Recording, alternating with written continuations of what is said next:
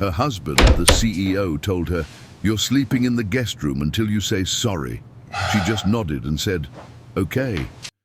The next morning he walked in and asked, "Have you learned your lesson?"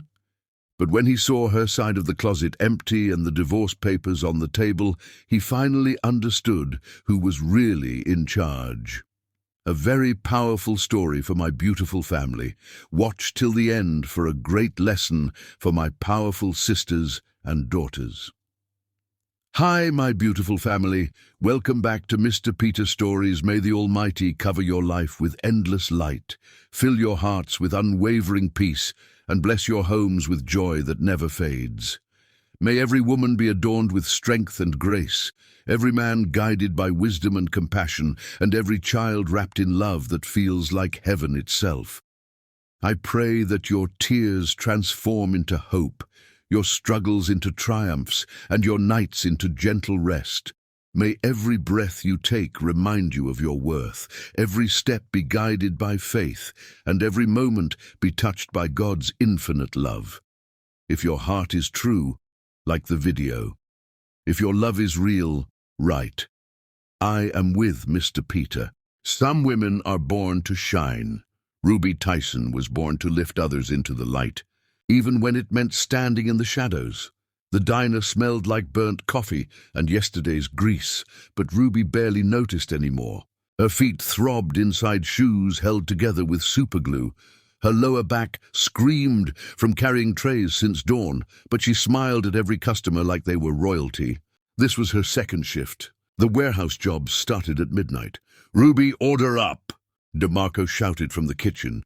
She grabbed the plates, delivered them to college students who didn't bother looking up from their phones. No tip again. She cleared the table anyway, her mind calculating which bill could wait another week. The apartment she shared with David sat on the edge of a neighborhood where sirens sang lullabies.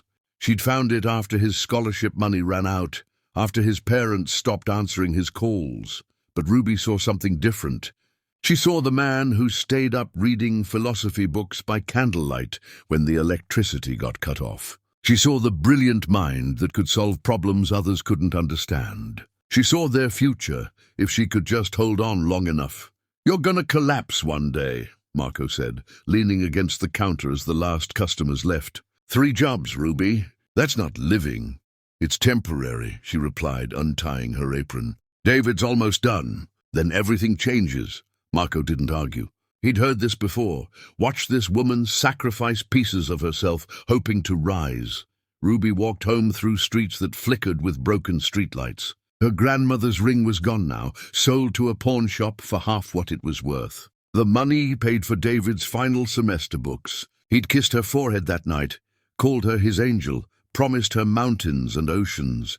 The apartment door creaked open to darkness. David sat at their second-hand desk, surrounded by papers, his face illuminated by a laptop screen she'd bought with her tax return.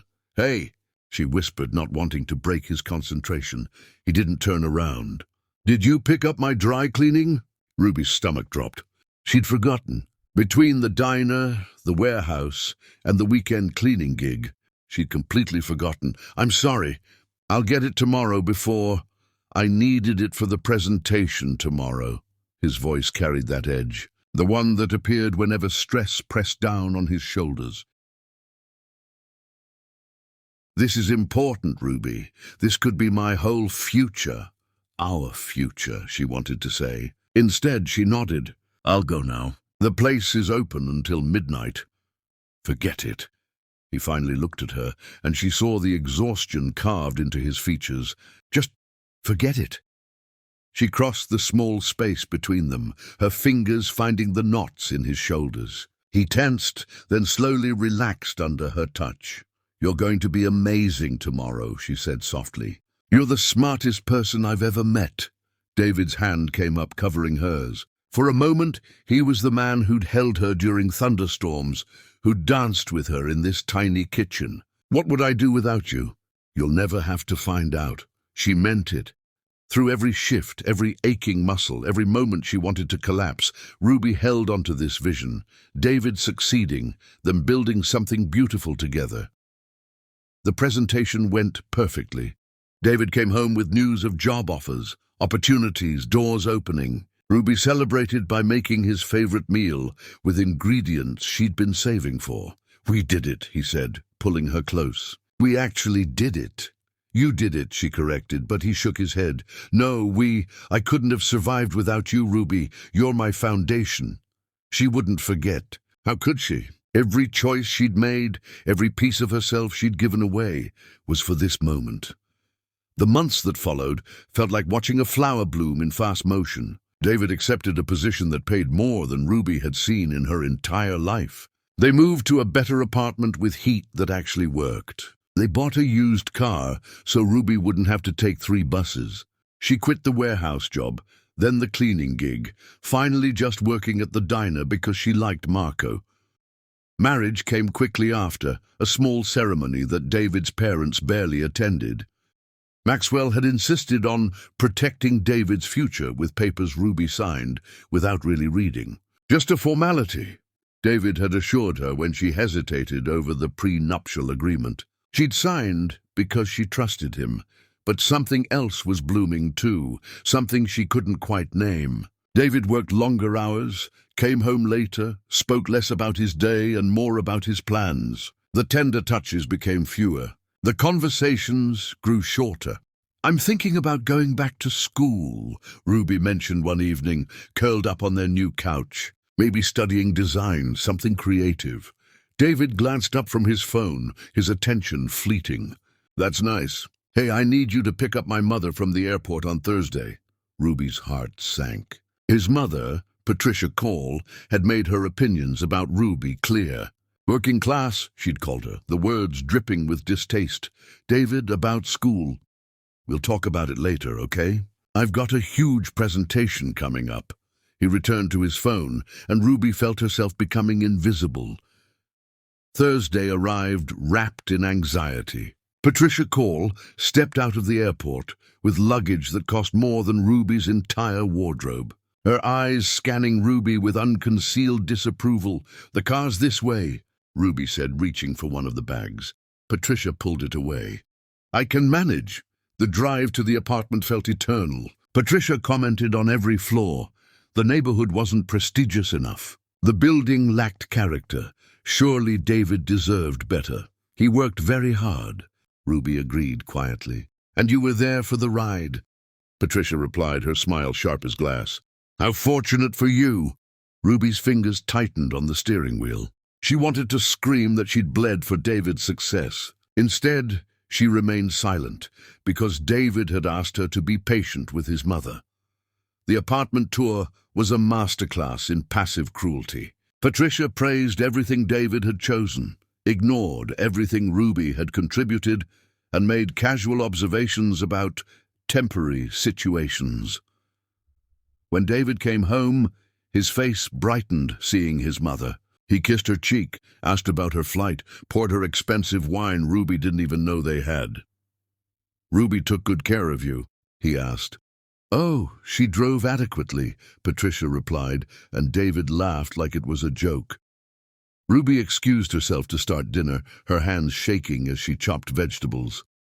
Through the doorway, she heard Patricia's voice dropping to a conspiratorial whisper. "She's sweet, David, but is this really what you want long-term? You're going places now. You need someone who can elevate you." Ruby waited for David's defense. Instead, she heard only silence, then the clink of wine glasses. Then David changing the subject. That night, after Patricia left for her hotel, Ruby lay beside David and felt more alone than she'd ever been. "Your mother doesn't like me," she finally said. "She's just protective. Give her time." "David, she basically called me dead weight." "You're being too sensitive." He turned away, pulling the blanket with him. "Can we not do this tonight? I'm exhausted." Ruby stared at the ceiling, counting cracks, and wondered when exactly we had become I and you.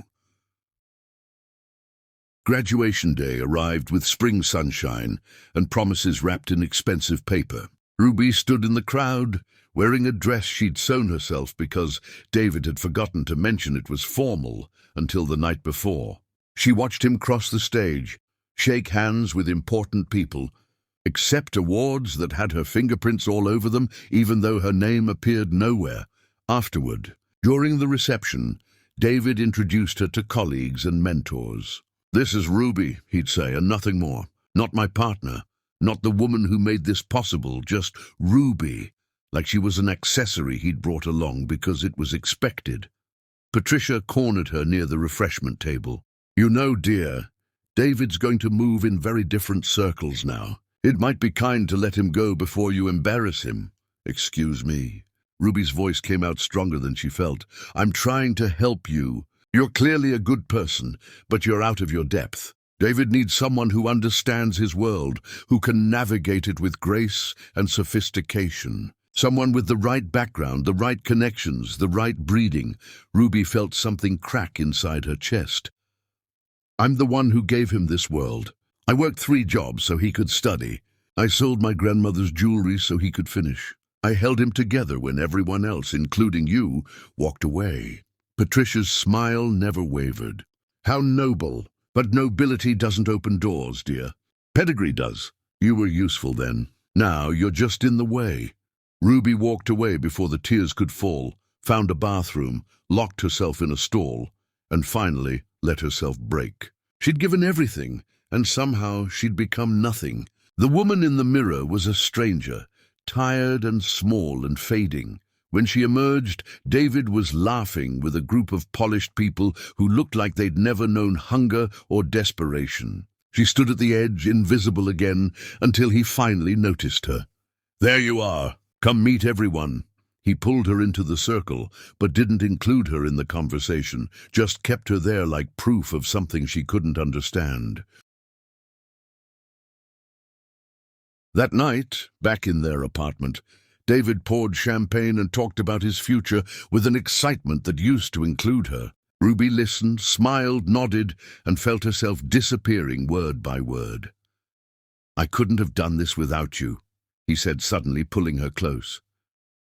Ruby wanted to believe him. She wanted to believe that all of this was temporary, that once things settled, they'd find each other again. She wanted to believe in the man who'd promised her mountains and oceans. "I love you," she whispered against his chest. "I love you too," he replied, but the words felt automatic, rehearsed, like dialogue from a play he'd performed too many times.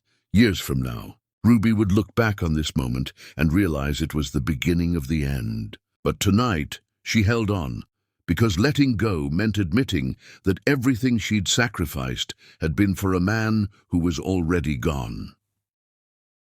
5 years later, David Call became the youngest CEO in his industry, and Ruby stopped recognizing the man who slept beside her. Chapter 2. The Price of Power. Success has a way of revealing who people truly are, and David Call's true face was carved from ice and ego. The house smelled like money, expensive candles, fresh flowers delivered weekly, leather furniture that cost more than Ruby's childhood home. She walked through rooms that echoed with emptiness. David's transformation hadn't been sudden. It was erosion, piece by piece. The man who once held her hand now walked 3 steps ahead. The man who used to ask about her day now checked his phone if she spoke longer than 30 seconds. "I'm thinking about taking a pottery class," Ruby said one morning, pouring coffee. "There's a studio downtown that—" David replied, not looking up from his tablet. "Did you call about getting the gate fixed?" Ruby's words died in her throat. She set down the coffee pot, watching him scroll. "David, did you hear me?" "The gate, Ruby. It's been broken for 3 days. People notice these things are people, not him. He hadn't used that gate in weeks, always parking in the private garage. I'll call them," she said quietly. He nodded, satisfied, and left without finishing his coffee or acknowledging her presence beyond their conversation's utility. The anniversary arrived on a Tuesday. Ruby spent the afternoon preparing David's favorite meal, setting the table with their good china, lighting candles. She'd even splurged on wine from a year that meant something to them, back when years and memories mattered. She waited. The food cooled. The candles burned lower, David arrived after midnight, still on his phone, barely glancing at the cold dinner. "Sorry, things ran late," he said, not sounding sorry. "I grabbed something at the office." Ruby felt something fundamental shift. "It's our anniversary." "I know. We'll celebrate this weekend, okay?" He loosened his tie, heading toward the stairs. "I'm exhausted." "Don't wait up." She didn't follow. She sat at that carefully prepared table, poured herself wine, and finally admitted what she'd been avoiding. She was married to a ghost of the man she loved.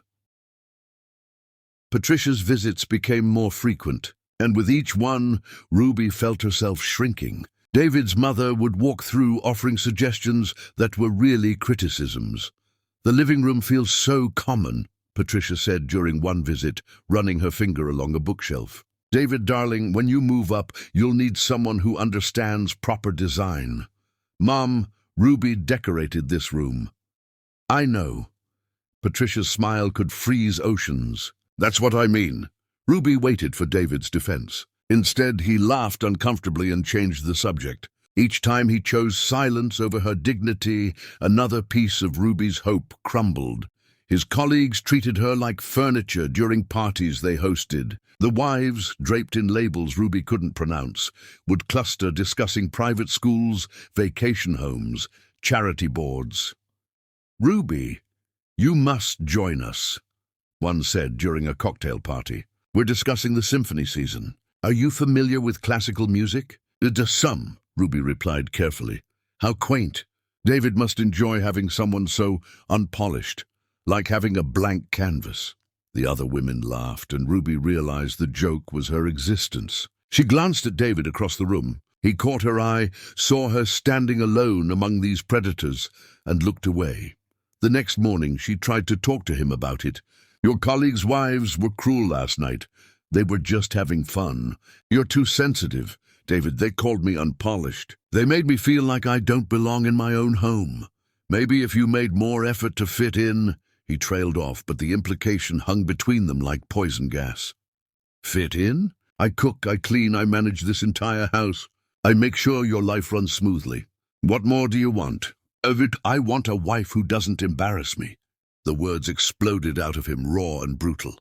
"I want someone who knows which fork to use, who can discuss something beyond grocery lists and household maintenance. I want a partner who elevates me, not drags me down." Ruby felt every syllable like a physical blow. "Drags you down? I built you up, David. I gave everything so you could become this person who's now ashamed of me." "I'm not ashamed. He softened slightly, seeing her tears. "I'm just disappointed, Ruby. Can't you try harder?" "Try harder." As if she hadn't been trying her entire life. As if her efforts weren't enough, would never be enough, because the problem wasn't her actions, but her existence. "What do you want me to do?" she whispered. "Be better. Look better. Act better. Be someone I'm proud to introduce. Not someone I have to explain." He left her standing there, drowning in inadequacy, while he grabbed his briefcase and headed to a world where she'd never truly belonged. Ruby spent that day wandering through their house, seeing it differently now. This wasn't her home. It was a museum to David's success, and she was just another artifact he'd collected along the way, now outdated and out of place. She found herself in his study, surrounded by awards and framed articles praising his accomplishments. Her eyes landed on a particular photograph, David accepting his first major promotion. Ruby had been there that day, standing just outside the frame, invisible even then. Her phone buzzed with a message from David. "Dinner with clients tonight. Don't wait up." No apology. No acknowledgement of their fight. Just another absence in a marriage built on them. Ruby opened her laptop, something she rarely did anymore. She'd stopped having dreams of her own, stopped imagining a future beyond managing David's present. But today something stirred inside her, a whisper of who she used to be before she became the woman David was ashamed of. She searched for local art classes, community centers, places where she might remember what it felt like to create something, to be someone beyond David Call's wife. Then she heard the garage door.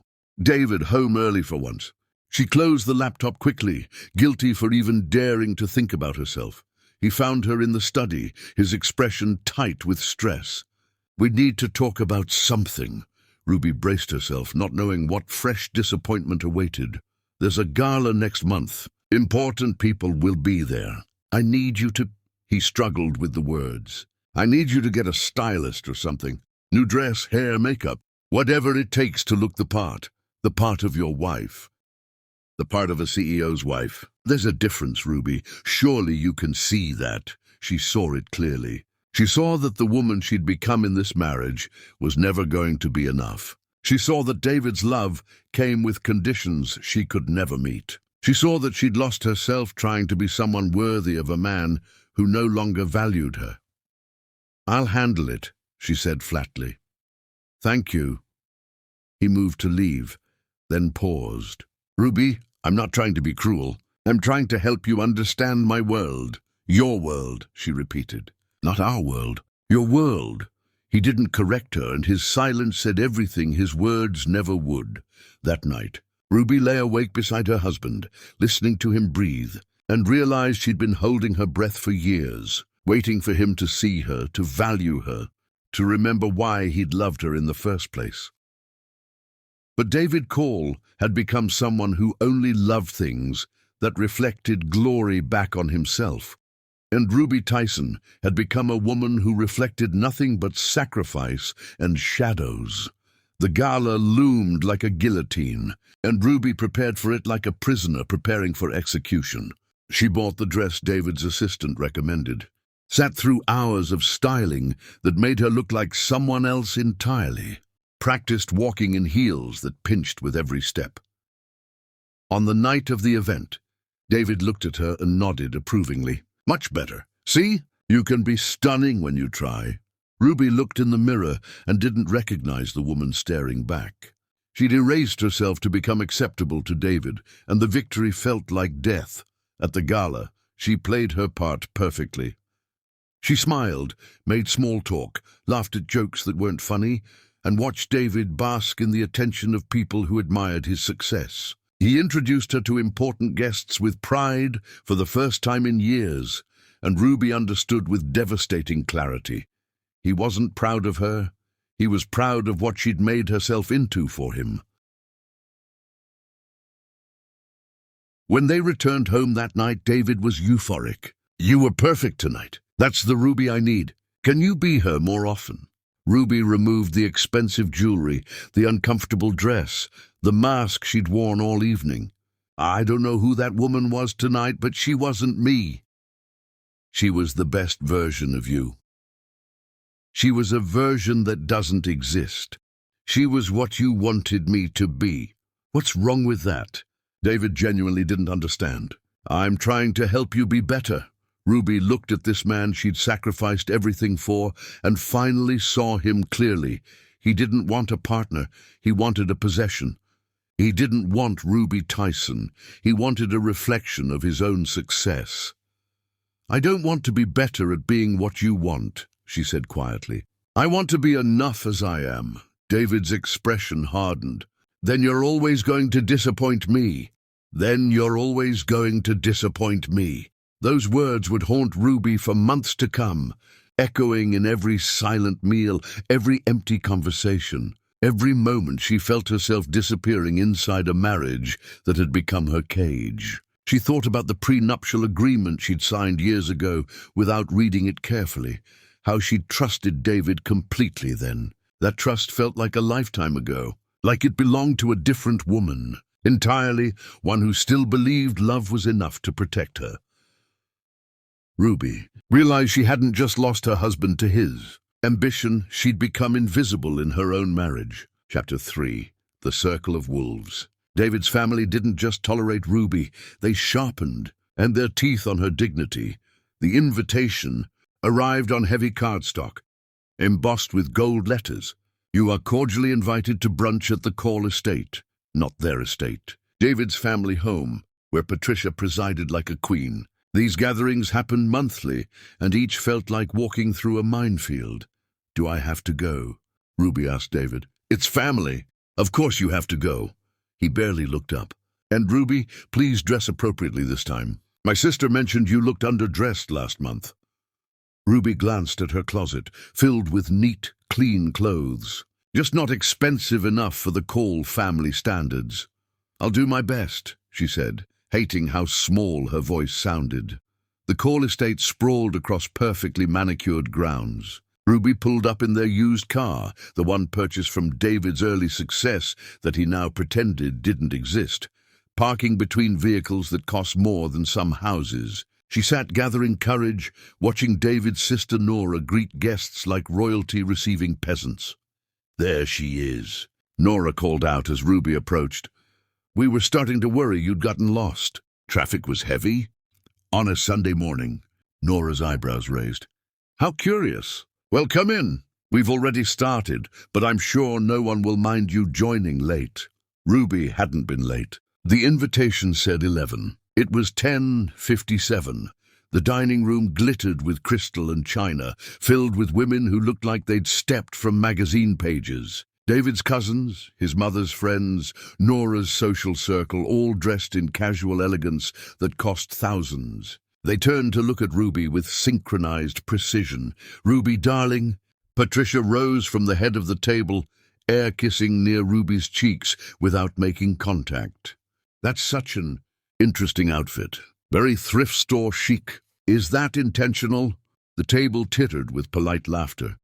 It's just a dress, Ruby replied, sliding into the empty chair at the far end. Of course it is. Patricia's smile could cut glass. I keep telling David that some women have natural style and others need guidance.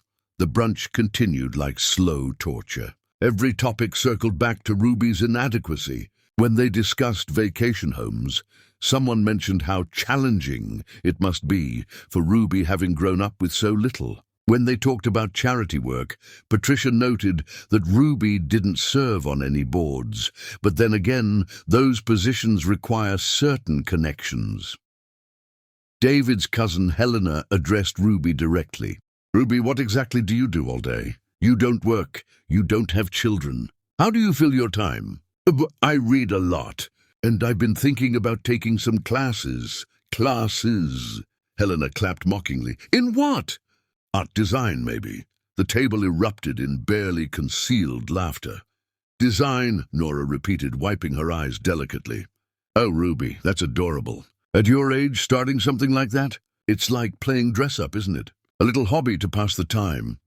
Some people have real careers, Patricia added, smiling at the other women.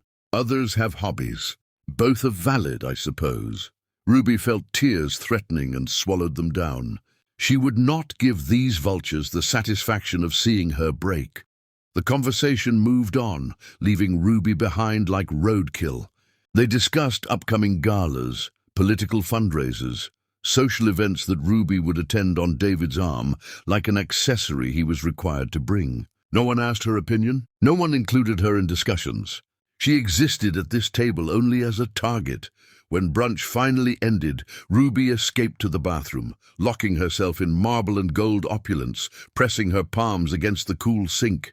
She stared at her reflection, a woman who'd lost herself somewhere between love and humiliation.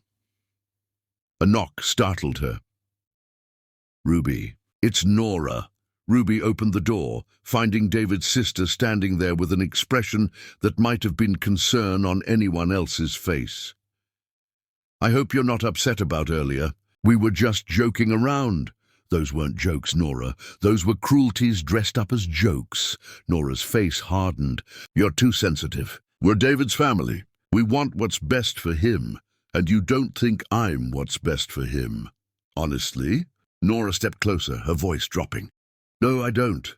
You were fine when David was nobody. You were the sweet little girlfriend who kept him grounded. But he's someone now, Ruby. He needs a woman who matches his stature. Someone with breeding, education, sophistication. Someone who doesn't embarrass him. I don't embarrass him. You exist, and that's embarrassing enough. You're a reminder of where he came from, and darling, that's a place he's trying very hard to forget. Nora patted Ruby's shoulder with false sympathy. I'm not being cruel. I'm being honest. The kindest thing you could do for David is let him go find someone appropriate.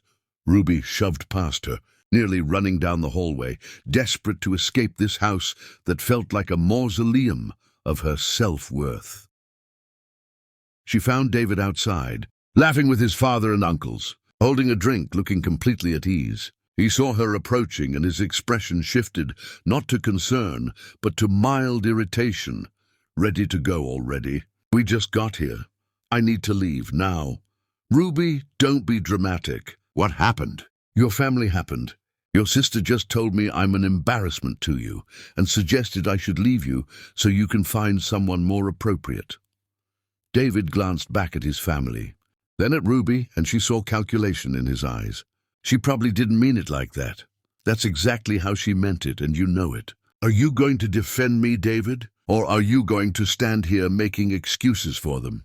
He shifted uncomfortably. "Look, they're protective. They see how hard I work, how much pressure I'm under. They want me to have a life that's easy, and I make your life hard. You make it complicated." The words tumbled out before he could stop them, and Ruby saw the truth he'd been hiding. He agreed with them. Maybe not consciously, maybe not completely, but somewhere deep inside, David Call believed his wife was beneath him. "I'm going home," Ruby said quietly. "You can stay, Ruby. Stay, David. Enjoy your family. I'm sure they're more fun without me here to embarrass everyone." She drove home, with tears streaming down her face, her hands shaking on the steering wheel. When she pulled into their driveway, she sat in the car for a long time, wondering how she'd become this woman. Invisible, belittled, tolerated at best. Her phone buzzed with a message from an unknown number. When she opened it, her blood ran cold. It was a photograph from the brunch, taken when she'd left the table briefly. The women were all leaning together, laughing, and the caption read, "When the help tries to eat with the family." It had been posted to a private social media group, shared among David's entire social circle. Ruby scrolled through the comments, each one worse than the last. Poor David, stuck with her. She's like a puppy that followed him home. Someone needs to take her to a shelter. I give it another year before he trades up. Ruby deleted the app, but the damage was done. They weren't just mocking her in private anymore. They'd made humiliating her a spectator sport. David came home late that night, slightly drunk, smelling like expensive cigars and his father's cologne.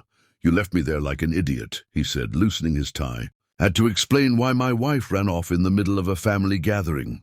Your sister told me to leave you, David. Your mother called me thrift store chic. Your cousin implied I'm worthless. And you stood there and let them.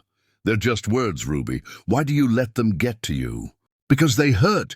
Because I'm your wife, and you're supposed to protect me, not offer me up for slaughter."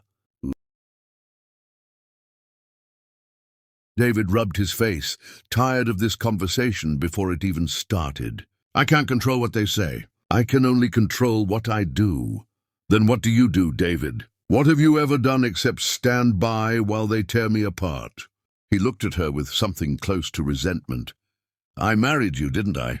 I gave you this life, this house, this status. What more do you want?" "I want you to love me." "I want you to defend me. I want to be more than just a burden you're stuck with." "Then maybe you should try being less of a burden," he shot back. "Maybe if you fit in better, if you tried harder, if you were someone they could respect instead of pity, I wouldn't have to defend you all the time. You've never defended me once." The silence that followed was deafening. David had no response because they both knew she was right. He went upstairs without another word, leaving Ruby standing in the foyer of a house that would never be home. Married to a man who'd become a stranger. She pulled out her phone and opened the photo of the women mocking her. She stared at it for a long time, memorizing their faces, their cruelty, their absolute certainty that she was nothing. Then she did something she hadn't done in years.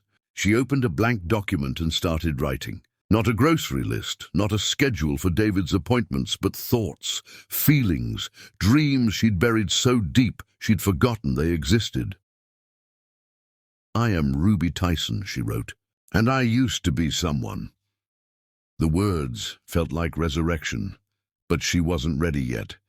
The courage required to leave wasn't something she'd built up. So she closed the document, climbed into bed beside her husband, and continued the slow disappearance she'd been practicing for years.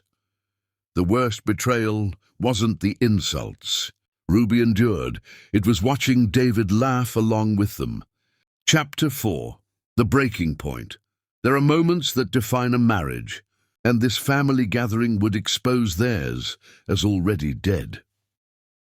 The house buzzed with preparation for Maxwell Call's birthday celebration. David's father was turning 70, and Patricia had decided to host an intimate gathering of 50 close friends. Ruby had been planning this party for weeks. "It's the least you can do, dear," Patricia had said. "Show us you're capable of something." She'd spent hours perfecting every detail. The caterers, decorations, the elaborate birthday cake, one she'd insisted on baking herself despite Patricia's doubts, sat in the refrigerator. "This is your chance," David had told her the night before. "My mother is finally giving you an opportunity to prove yourself. Don't mess it up. Not thank you for doing this. Not I'm proud of you. Just don't mess it up." Like she was a child being trusted with a simple task she'd probably bungle. The guests arrived in waves of designer clothing and practiced smiles. Ruby wore her best dress, the one David had approved of, and stood near the entrance greeting people who looked through her like glass. "Ruby," Patricia swept in wearing silk and disapproval. "The flower arrangements are too low. People won't be able to see each other across the tables. I arranged them according to the florist's recommendation." Well, the florist was wrong. "Fix it before dinner." Patricia moved on, leaving Ruby to scramble. David's business partner, Graham, arrived with his wife, both exuding confidence that came from never doubting their place. Graham clapped David on the shoulder, pulling him into conversation. His wife, Lydia, found Ruby adjusting flowers. "Still playing housewife, Ruby? How domestic of you." "I'm hosting," Ruby replied, keeping her voice steady. "Of course you are. What else would you do?" Lydia accepted a glass of champagne from a passing server. "I always tell Graham that some women are born to support greatness, others to achieve it. Different roles, equally valid." The implication hung in the air like poison. Ruby was the former, and they all knew it. In the kitchen, Ruby checked on the cake one final time. She'd spent 2 days perfecting it, layering David's father's favorite flavors, creating decorative elements that showcased skill she'd taught herself through months of practice. It was beautiful, and for once she felt genuinely proud of something she'd created. Nora walked in, her heels clicking against the tile. "Mother wants to know when you're serving appetizers. People are getting impatient. They're about to go out now." "Good, and Ruby?" Nora's voice dropped to that particular tone she used when she wanted to sound kind while delivering cruelty.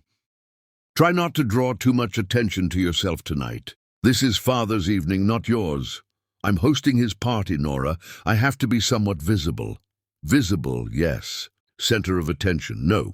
There's a difference." Nora examined her manicure, not looking at Ruby. "David mentioned you've been sensitive lately. We're all walking on eggshells around you. It's exhausting." Ruby's hand stilled on the counter.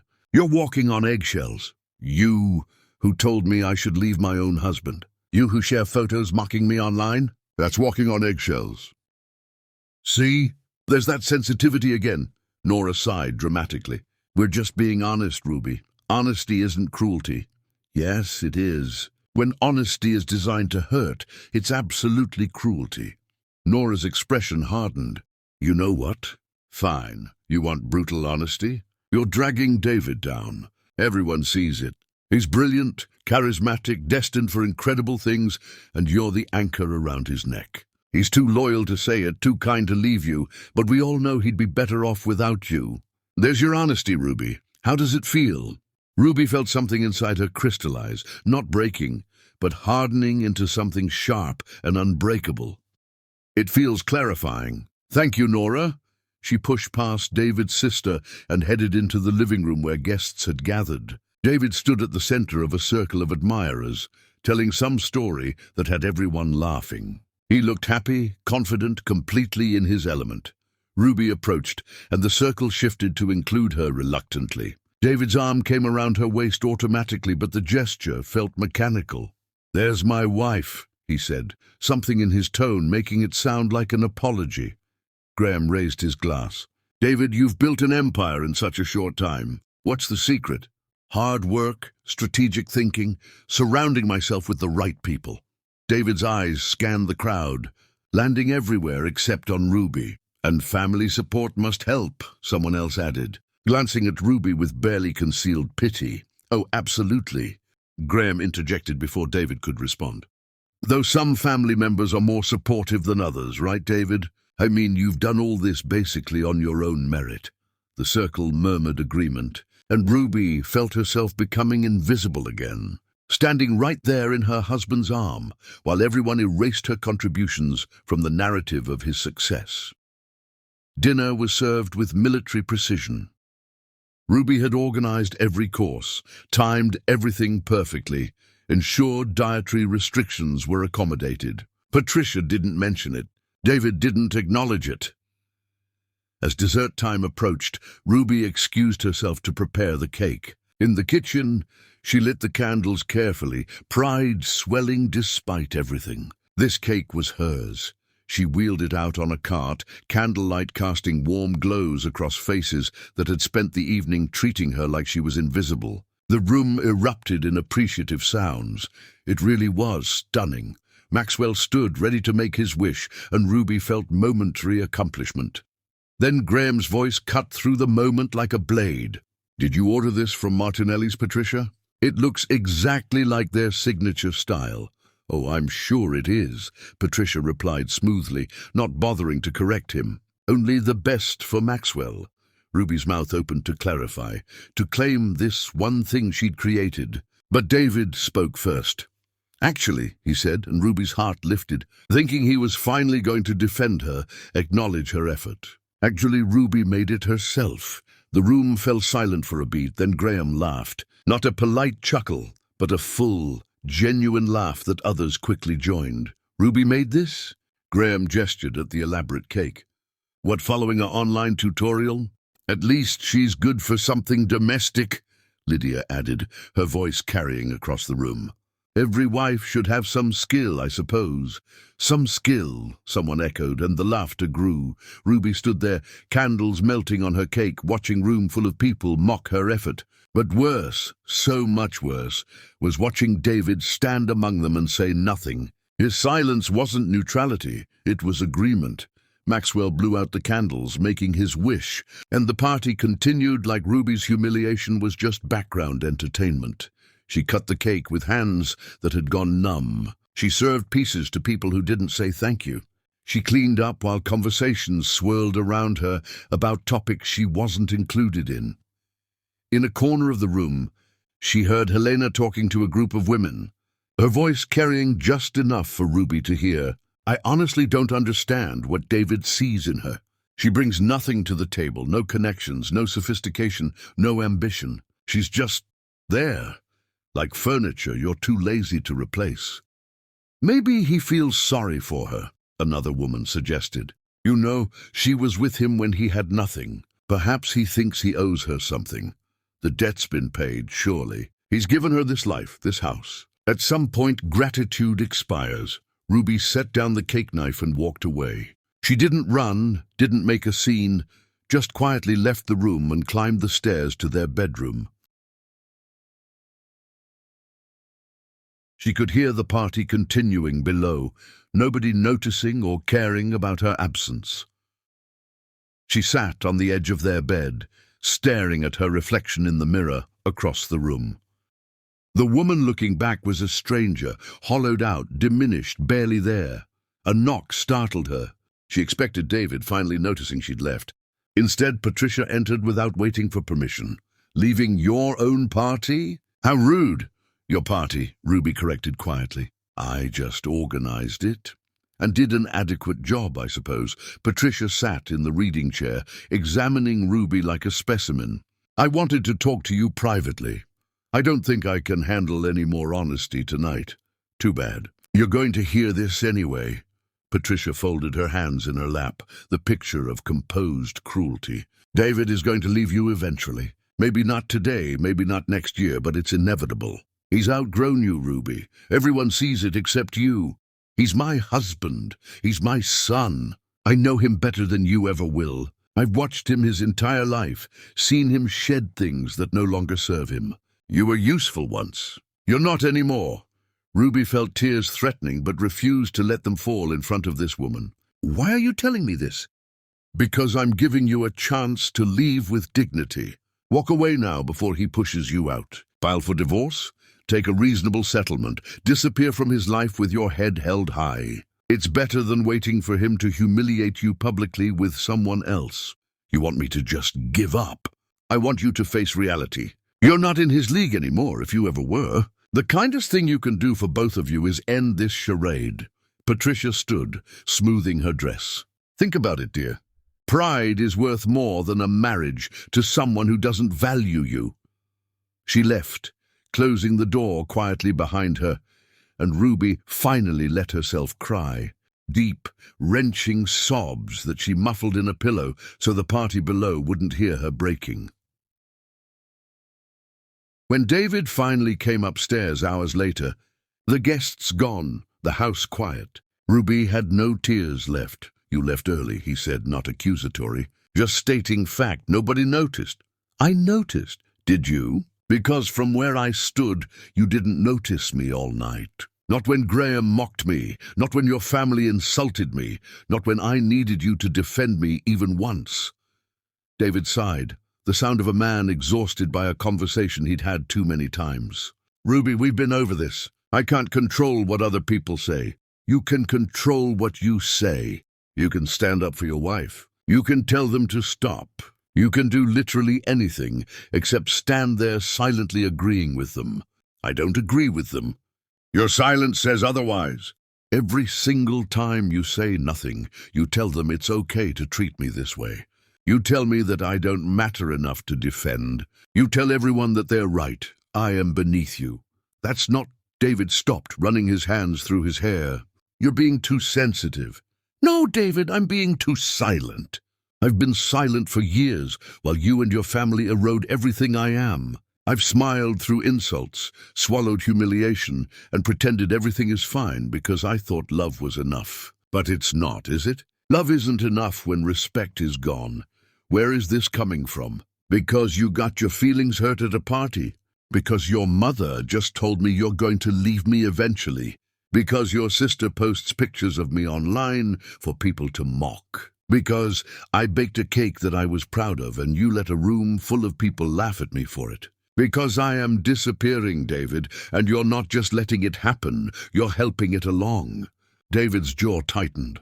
Maybe if you weren't so fragile, so easily hurt, so incapable of handling the real world, we wouldn't have these problems. Grow thicker skin, Ruby. This is life. This isn't life. This is abuse dressed up as honesty. And you know what the saddest part is? I've been so busy trying to be enough for you that I forgot I used to be enough for myself. What's that supposed to mean? It means I'm tired, David. I'm tired of fighting for scraps of your attention. I'm tired of being your embarrassment. I'm tired of being married to someone who treats me like I'm an obligation instead of a choice. Ruby. I'm going to sleep in the guest room tonight. No, you're not. We don't do that. We talk things through. There's nothing left to talk about. You've made your position clear. Your family has made their position clear. I'm the problem, and problems need to be solved or discarded. I get it. She grabbed a pillow and headed for the door. David stepped in front of her, but not to comfort her, to assert control.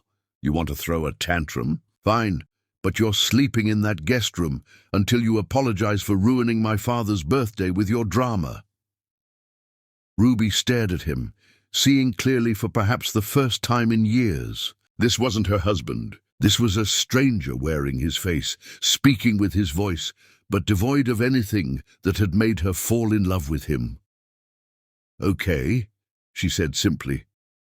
David had expected a fight, tears, begging. Her calm agreement unsettled him. Just like that?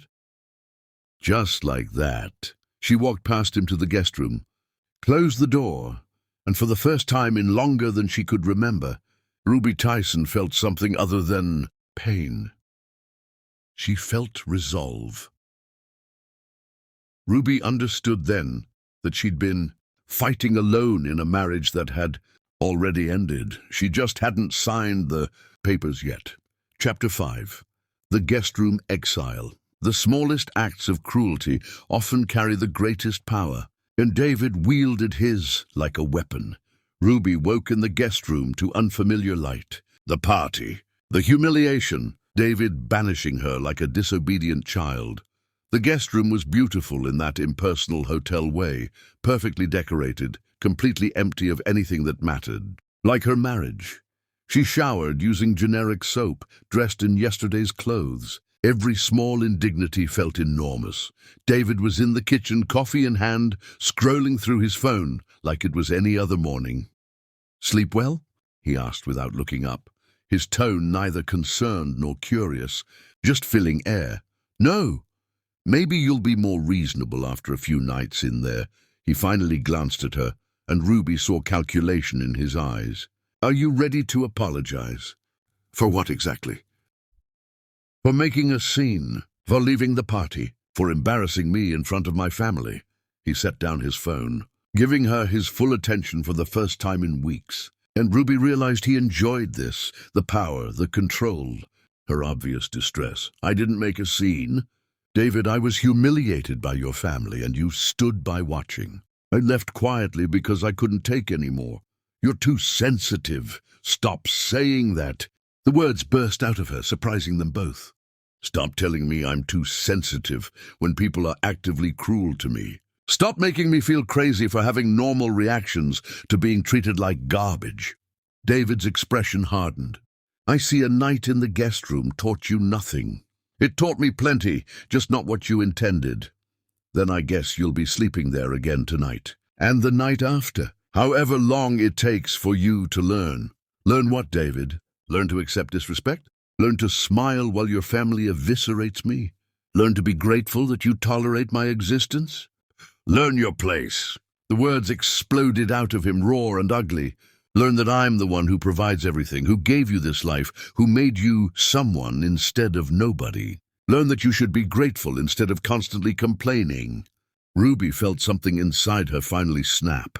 Not breaking, transforming. "You think you made me someone? David, I made you. I worked 3 jobs so you could finish school. I sold my grandmother's jewelry so you could eat. I held you together when you were falling apart. I built you, and you spent years tearing me down to forget you were ever that weak. That's not how I remember it." "No, I'm sure it's not. You've rewritten history to make yourself the hero and me the burden. But I was there, David. I remember the truth even if you don't." He grabbed his briefcase, done with this conversation. "You have all day to think about whether this marriage is worth fighting for. When I come home tonight, I expect an apology. Otherwise, you can stay in that guest room indefinitely." "Maybe I will." David paused at the door, thrown by her lack of submission. "What's that supposed to mean?" "A D. It means maybe I'm done apologizing for existing, David. Maybe I'm done begging for scraps of your attention and respect. Maybe I'm done being your wife in name only." "You're being dramatic again." "No, I'm being honest. For the first time in years, I'm being completely honest." He left without another word, and Ruby stood in their kitchen. His kitchen, really, feeling lighter than she had in months. The truth had a weight, but so did lies. And she'd been carrying his lies about her for far too long. She spent the morning doing something she rarely allowed herself, thinking about her own wants instead of David's needs. She made a list in her head of everything she'd given up.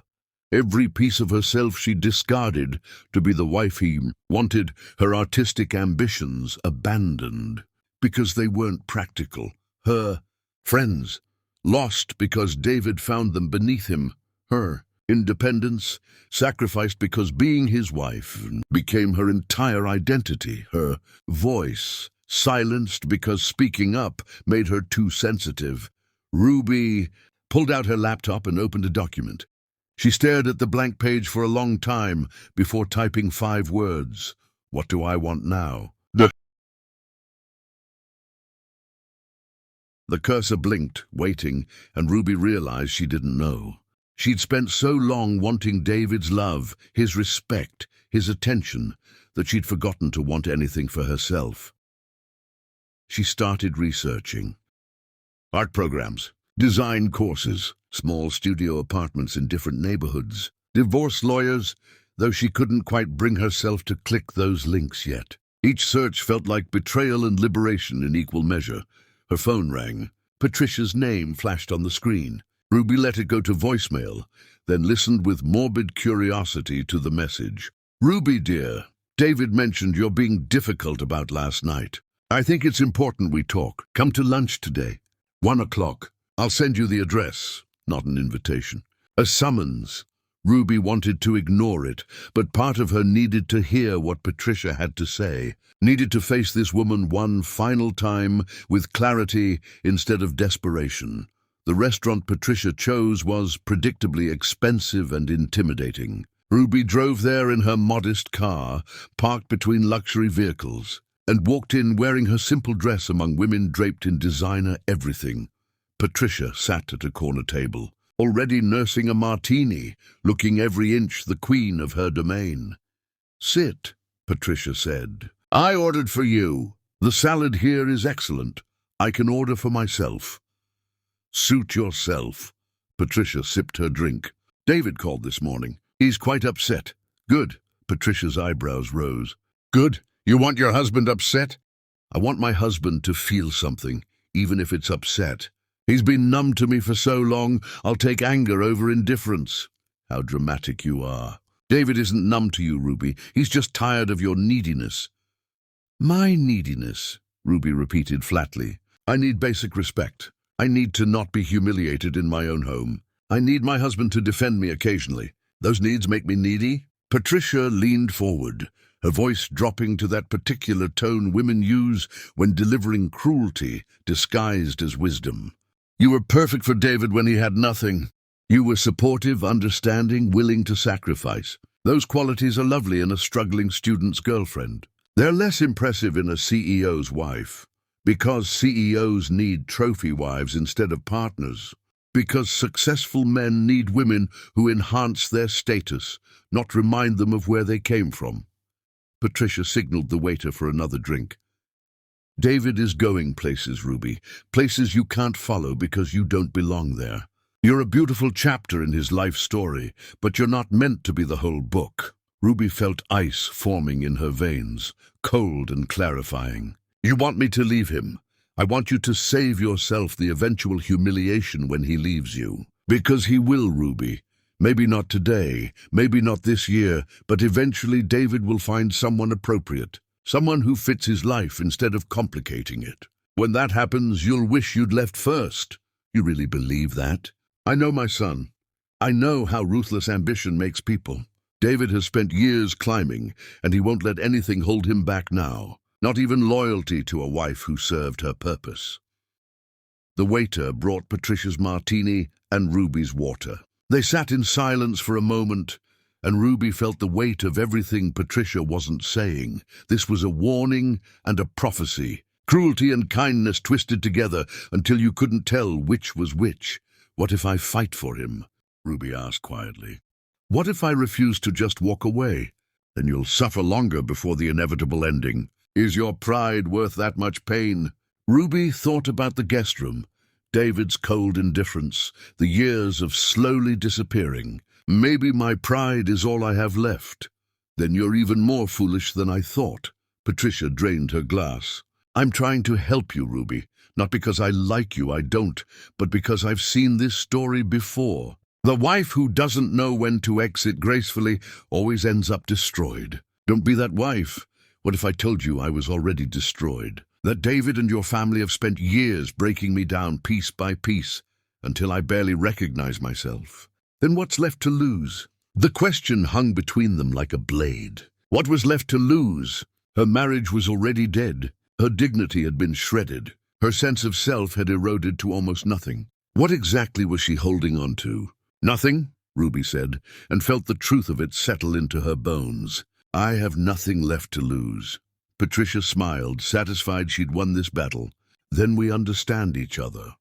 Ruby left the restaurant without eating, drove home through streets that suddenly looked different, clearer, like someone had wiped grime off a window she'd been looking through for years. Ruby walked through the house that had never felt like home, touching surfaces that cost more than she was worth to David anymore. In his study, surrounded by awards and framed articles, she opened her side of the closet and started pulling out clothes. She folded items she'd worn, trying to be the woman David wanted. Dresses chosen to impress, shoes that pinched but looked appropriate. Everything carefully selected to erase Ruby Tyson. In the back of her closet, she found boxes, sketchbooks from college, art supplies, books on design David had called frivolous. She opened a sketchbook, seeing drawings from years ago, recognizing abandoned talent. Ruby sat on the guest room floor, surrounded by remnants of who she'd been before becoming Mrs. David Cole, and made a decision. She pulled out her phone and called a number she'd found that morning. And she'd told herself she was just researching, not really considering. Apex Legal Services, how may I help you? Ruby's voice steadied. I need to speak with a divorce attorney. The words felt like jumping off a cliff, terrifying and exhilarating in equal measure. She made an appointment for the following morning, hung up, and let herself cry. Not from sadness, but from relief, from the overwhelming sense that she'd finally chosen herself. Evening came. David's car pulled into the garage. Ruby heard him enter, drop his briefcase, call her name. She didn't answer immediately. Let him search, let him wonder, let him feel even a fraction of the invisibility she'd experienced. He found her in the guest room, surrounded by her things, and stopped in the doorway.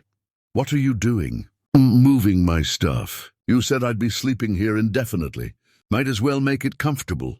David's face darkened. This is ridiculous. You're being childish. I'm being obedient. You sent me here, David. I'm just accepting it. I sent you here so you'd learn a lesson, not set up permanent residence. What lesson is that exactly? That you can exile me when I displease you? That our marriage is conditional on my perfect compliance? I think I've learned that one already. He stepped into the room, trying to reassert control. Have you thought about your apology? I've thought about a lot of things. Apologies aren't among them. Ruby, I'm not playing games here. Neither am I, David. For the first time in years, I'm completely serious. Something in her tone must have penetrated because he paused, really looking at her. What's going on with you? I'm waking up.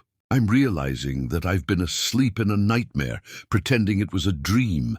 I'm understanding that you don't want a wife. You want an appliance. Someone who functions when you need them and disappears when you don't. That's not fair. No, what's not fair is asking someone to love you unconditionally while you barely tolerate their existence. Ruby stood, meeting his eyes. What's not fair is building yourself on someone else's sacrifice, then treating them like they're worthless. What's not fair is letting your family destroy your wife while you stand by and watch. My family was just...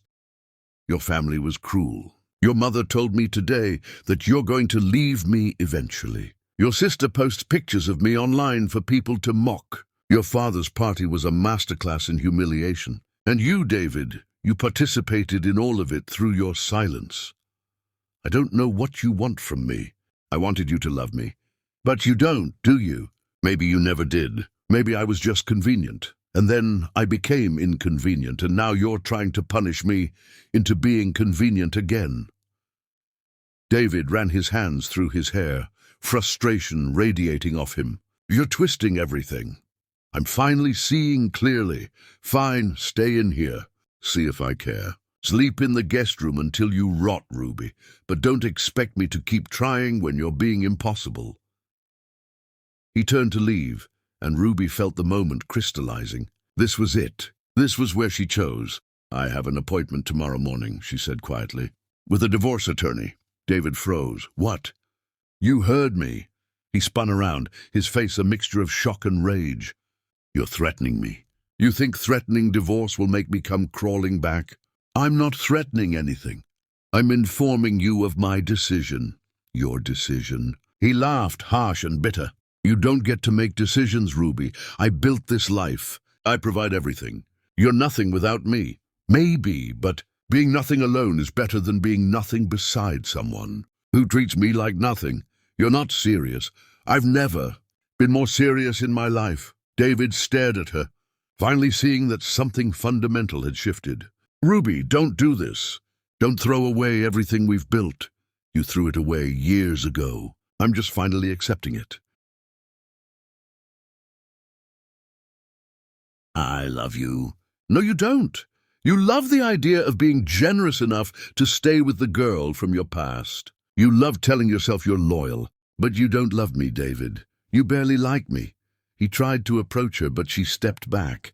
Ruby, please. Let's talk about this reasonably. You're upset, I understand. But divorce? That's extreme. What's extreme is staying in a marriage that's killing who I am. I'll do better. I'll talk to my family. I'll defend you. Just don't do this. Ruby wanted to believe him. Part of her, the part that had loved him for years, desperately wanted to believe that he'd change, that they could salvage something from this wreckage. But Patricia's words echoed in her mind. You'll suffer longer before the inevitable ending. I'll think about it, she said finally. Not ready to cut all ties yet, but needing space to breathe. But tonight I'm staying here. David nodded, deflated. Okay, we'll talk more tomorrow. He left, closing the door gently behind him, and Ruby sank onto the bed. She'd drawn a line in the sand, and now she had to decide if she'd cross it. She pulled out her phone and opened the voice memo app. Speaking quietly, she began recording. My name is Ruby Tyson. I was born with dreams. I fell in love with a man who had dreams too. I sacrificed mine so his could live. And I forgot that dreams don't belong to one person. They belong to whoever has the courage to chase them. She paused, tears streaming down her face. Tomorrow I might lose my courage. Tomorrow I might convince myself to stay, to try again, to give him one more chance that'll turn into 100 more chances. So I'm recording this now, while I still remember who I could be. Ruby Tyson was someone before David Call. She can be someone after him too. She saved the recording and set it to play as her alarm tomorrow morning. A reminder, a promise. David went to bed satisfied he'd taught his wife a lesson, unaware she was learning an entirely different one. Chapter 6. The morning everything changed. Power shifts happen in silence, and Ruby Tyson had finally found her voice in choosing to leave. Ruby's alarm woke her before dawn, not the gentle chime David had programmed into her phone, but her own voice speaking words she'd recorded the night before. My name is Ruby Tyson. I was born with dreams. She listened to herself talk about courage and dreams and becoming someone again, and felt yesterday's resolve solidify into something unshakable. Today was the day everything changed. The attorney's office opened at 8. Ruby showered, dressed in clothes that felt like armor, and left the house before David woke. Her first act of independence in years was something as simple as walking out a door without explanation or permission. The law office occupied the 3rd floor of a building downtown. The receptionist smiled warmly, genuinely, like Ruby was a person worth acknowledging. Ms. Tyson? Attorney Chen will see you now. Ruby followed her into an office lined with law books and framed degrees, where a woman in her 40s sat behind a desk covered in organized chaos. I'm Laura Chen. Please, sit. She gestured to a comfortable chair. Tell me why you're here. Ruby opened her mouth and everything spilled out. Years of accumulated pain, humiliation, erasure. She told this stranger things she'd never said aloud, truths she'd barely admitted to herself. Laura listened without judgment, taking notes, nodding at appropriate moments. How long have you been married? Laura asked when Ruby finally stopped. Almost 7 years. And in those 7 years did you work? Not formally, not after the first few. I managed the household, supported his career, hosted events. Does that count? It counts for a lot, actually. You enabled his success. That has value in court, Laura leaned forward.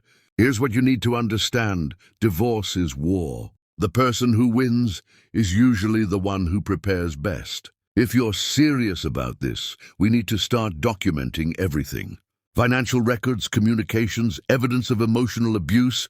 It wasn't abuse, Ruby interrupted automatically, then stopped. Was it? The isolation, the humiliation, the systematic destruction of her self-worth. What else could you call it? Abuse doesn't have to be physical, Laura said gently. What you're describing, the gaslighting, the public humiliation, the family's coordinated cruelty with your husband's complicity, that's emotional and psychological abuse. It matters. Ruby felt something unlock inside her chest. Abuse. She'd been calling it a difficult marriage because that's what victims did. They minimized. They made excuses. I want out, Ruby said clearly. Tell me what I need to do. They spent 2 hours going through details. Ruby signed papers, provided information, laid the groundwork for her escape. Laura explained the process, the timeline, the likely outcomes. You mentioned a prenuptial agreement, Laura asked. Yes, his father insisted on it when we got married. I signed without really reading it. Laura's expression remained neutral. Do you have a copy? No, I never thought I'd need one. We'll request it in discovery. Prenups can sometimes be challenged if they were signed under duress or without proper legal representation. Did you have your own attorney review it? Ruby shook her head. That might work in our favor. But even with the prenup, given your contributions to his career, you're entitled to some consideration. We'll argue the agreement was unconscionable. I don't want his money. Laura raised an eyebrow. Why not? You earned it, Ruby, not with a paycheck, but with years of your life. Take what you're owed. I just want my freedom. Freedom costs money. You need resources to rebuild. Ruby nodded slowly, understanding the wisdom even if pride made her want to reject anything from David. There's one more thing, Laura said, pulling out a folder. These are divorce papers. You can serve them any time, or you can wait. But if you're sure about this decision, I recommend moving quickly. Don't give him time to hide assets or prepare a counterattack. Ruby took the papers, feeling their weight. This was real. This was happening. Sign here and here. I'll have these filed today. He'll be served within 48 hours. Ruby's hand shook as she signed her name. Ruby Tyson, not Ruby Call. She'd never taken his name, one small rebellion she'd maintained even as she lost everything else. Walking out of that building, Ruby felt sunlight differently. The same city that had felt like a prison yesterday now looked like possibility. She sat in her car for a long moment, breathing in freedom that hadn't quite arrived but was coming. Her phone buzzed. David. Where are you? You left without saying anything. Ruby stared at the message, thought about all the times he'd left without explanation. Out, she typed back. I'll be home later. She drove aimlessly, ending up at a coffee shop she used to frequent before David called it too common. The barista remembered her. Ruby, haven't seen you in forever. The usual. Actually, I'll try something different today. She sat by the window watching people live lives that weren't shaped by someone else's cruelty. A woman laughed loudly. A man sketched in a notebook. A young couple argued over something trivial and then laughed it off. Normal people living normal lives, taking up space without apologizing. Ruby could be that again. Her phone rang. Patricia. Ruby declined the call, then declined the next one, and the one after that. Each rejection felt like victory. A text appeared. David told me you went to see a divorce attorney. This is foolish, Ruby. Call me immediately. Ruby blocked the number. Just like that, years of tolerating Patricia's cruelty ended with a single tap.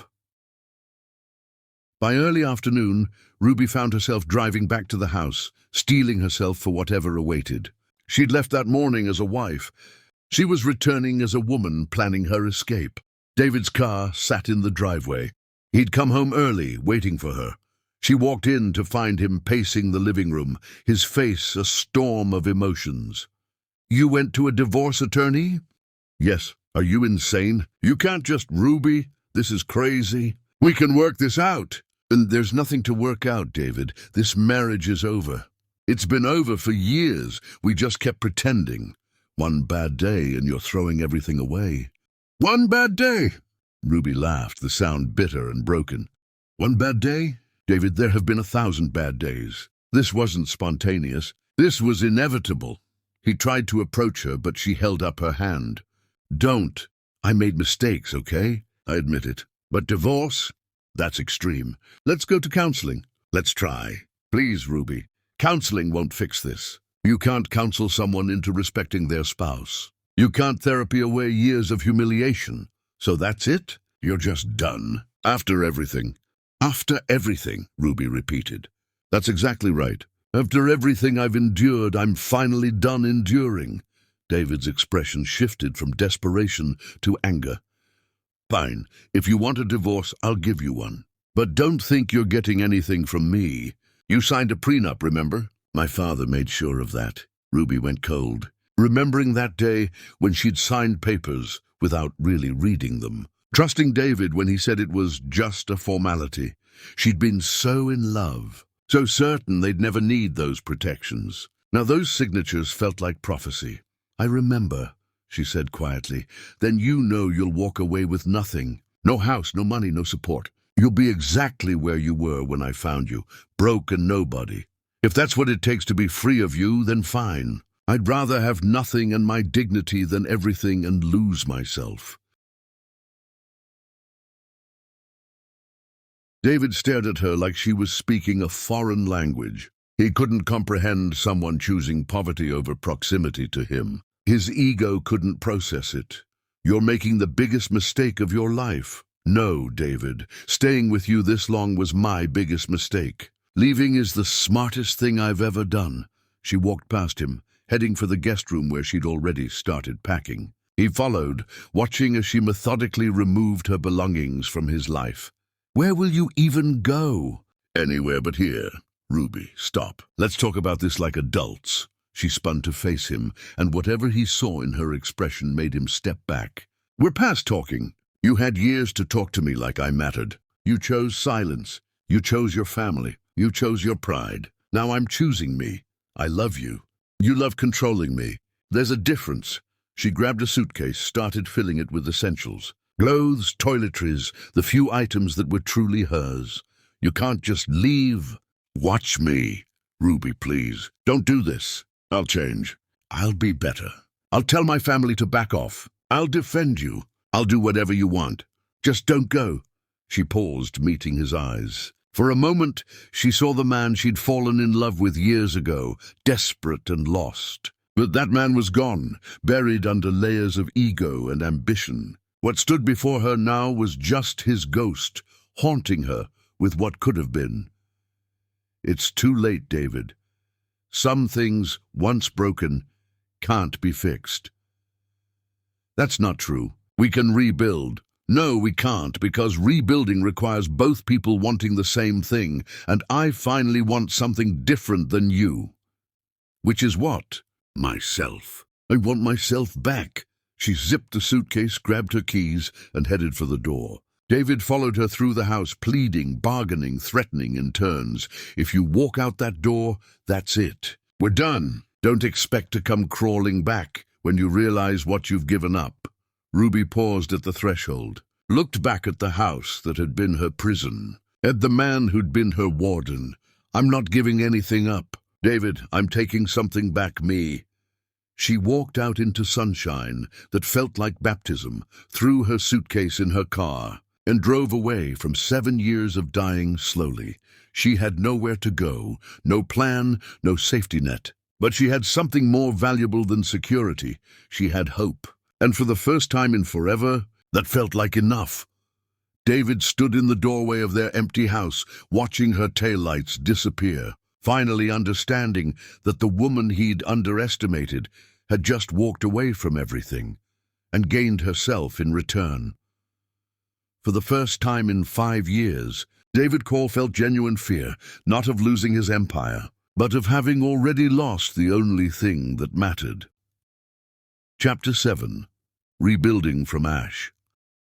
Freedom is terrifying when you've forgotten how to be your own person. But Ruby Tyson was done being afraid. The motel room smelled like cheap cleaning products and other people's desperation. Ruby sat on a sagging bed, staring at walls the color of surrender, and felt panic claw at her throat. What had she done? She'd walked away from security, stability, a life most people would envy. And for what? To sit in a motel room with a suitcase and $300, wondering where she'd sleep next week. Ruby's phone buzzed continuously. David calling, Patricia calling, Nora sending texts ranging from concerned to vicious. She turned the phone face down. Instead, she opened her laptop and started searching. Jobs, apartments, anything that would give her foundation. The listings crushed her with their requirements. First month, last month, security deposit references, proof of employment.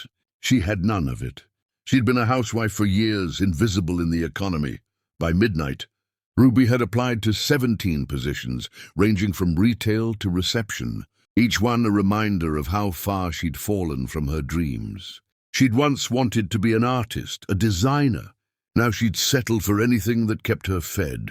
Morning came with harsh fluorescent lighting and instant coffee that tasted like regret. Ruby checked her email, one response. Her bookstore needed someone immediately.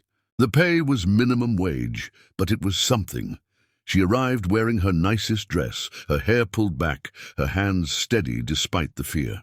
The owner, a woman named Maxine with silver hair and kind eyes, looked over Ruby's bare resume. You haven't worked in years. No, ma'am. Why not? Ruby could have lied. Instead, she told the truth. I was married to someone who wanted me dependent. I lost myself in that marriage. I'm trying to find myself again. Maxine studied her for a long moment. Can you start tomorrow? Relief flooded through Ruby so intensely she nearly cried. Yes, thank you. Ruby showed up. She tried. She shelved books until her back screamed, rang up sales until her feet went numb. At the end of her first shift, Maxine handed her cash payment. You did good today. Keep coming back. Ruby kept coming back. Days turned into weeks, and slowly, painfully, she began building a life that was hers. She found a tiny studio apartment in a neighborhood David would have called dangerous, but where neighbors smiled and held doors. She bought second-hand furniture from thrift stores, mismatched plates from dollar stores, and felt richer than she'd ever felt in David's mansion. The divorce papers were served on a Thursday. David called her phone 23 times that day. Ruby listened to none of the voicemails, blocked his number, and felt lighter with each deletion. She fell into routine. Work at the bookstore by day, online courses in design by night. She'd enrolled in a community program for digital art, using software tutorials and library computers when her laptop struggled. Her assignments were basic, logo designs, color theory exercises, but each one felt like reclaiming pieces of herself. You've got talent, her instructor commented on a project. Real, raw talent. Why did you stop? I forgot I was allowed to have my own dreams, Ruby answered. One evening, a customer came into the bookstore carrying a wedding dress, asking Maxine about alterations. I don't do wedding dresses anymore, Maxine said. Too much pressure. But Ruby might be able to help.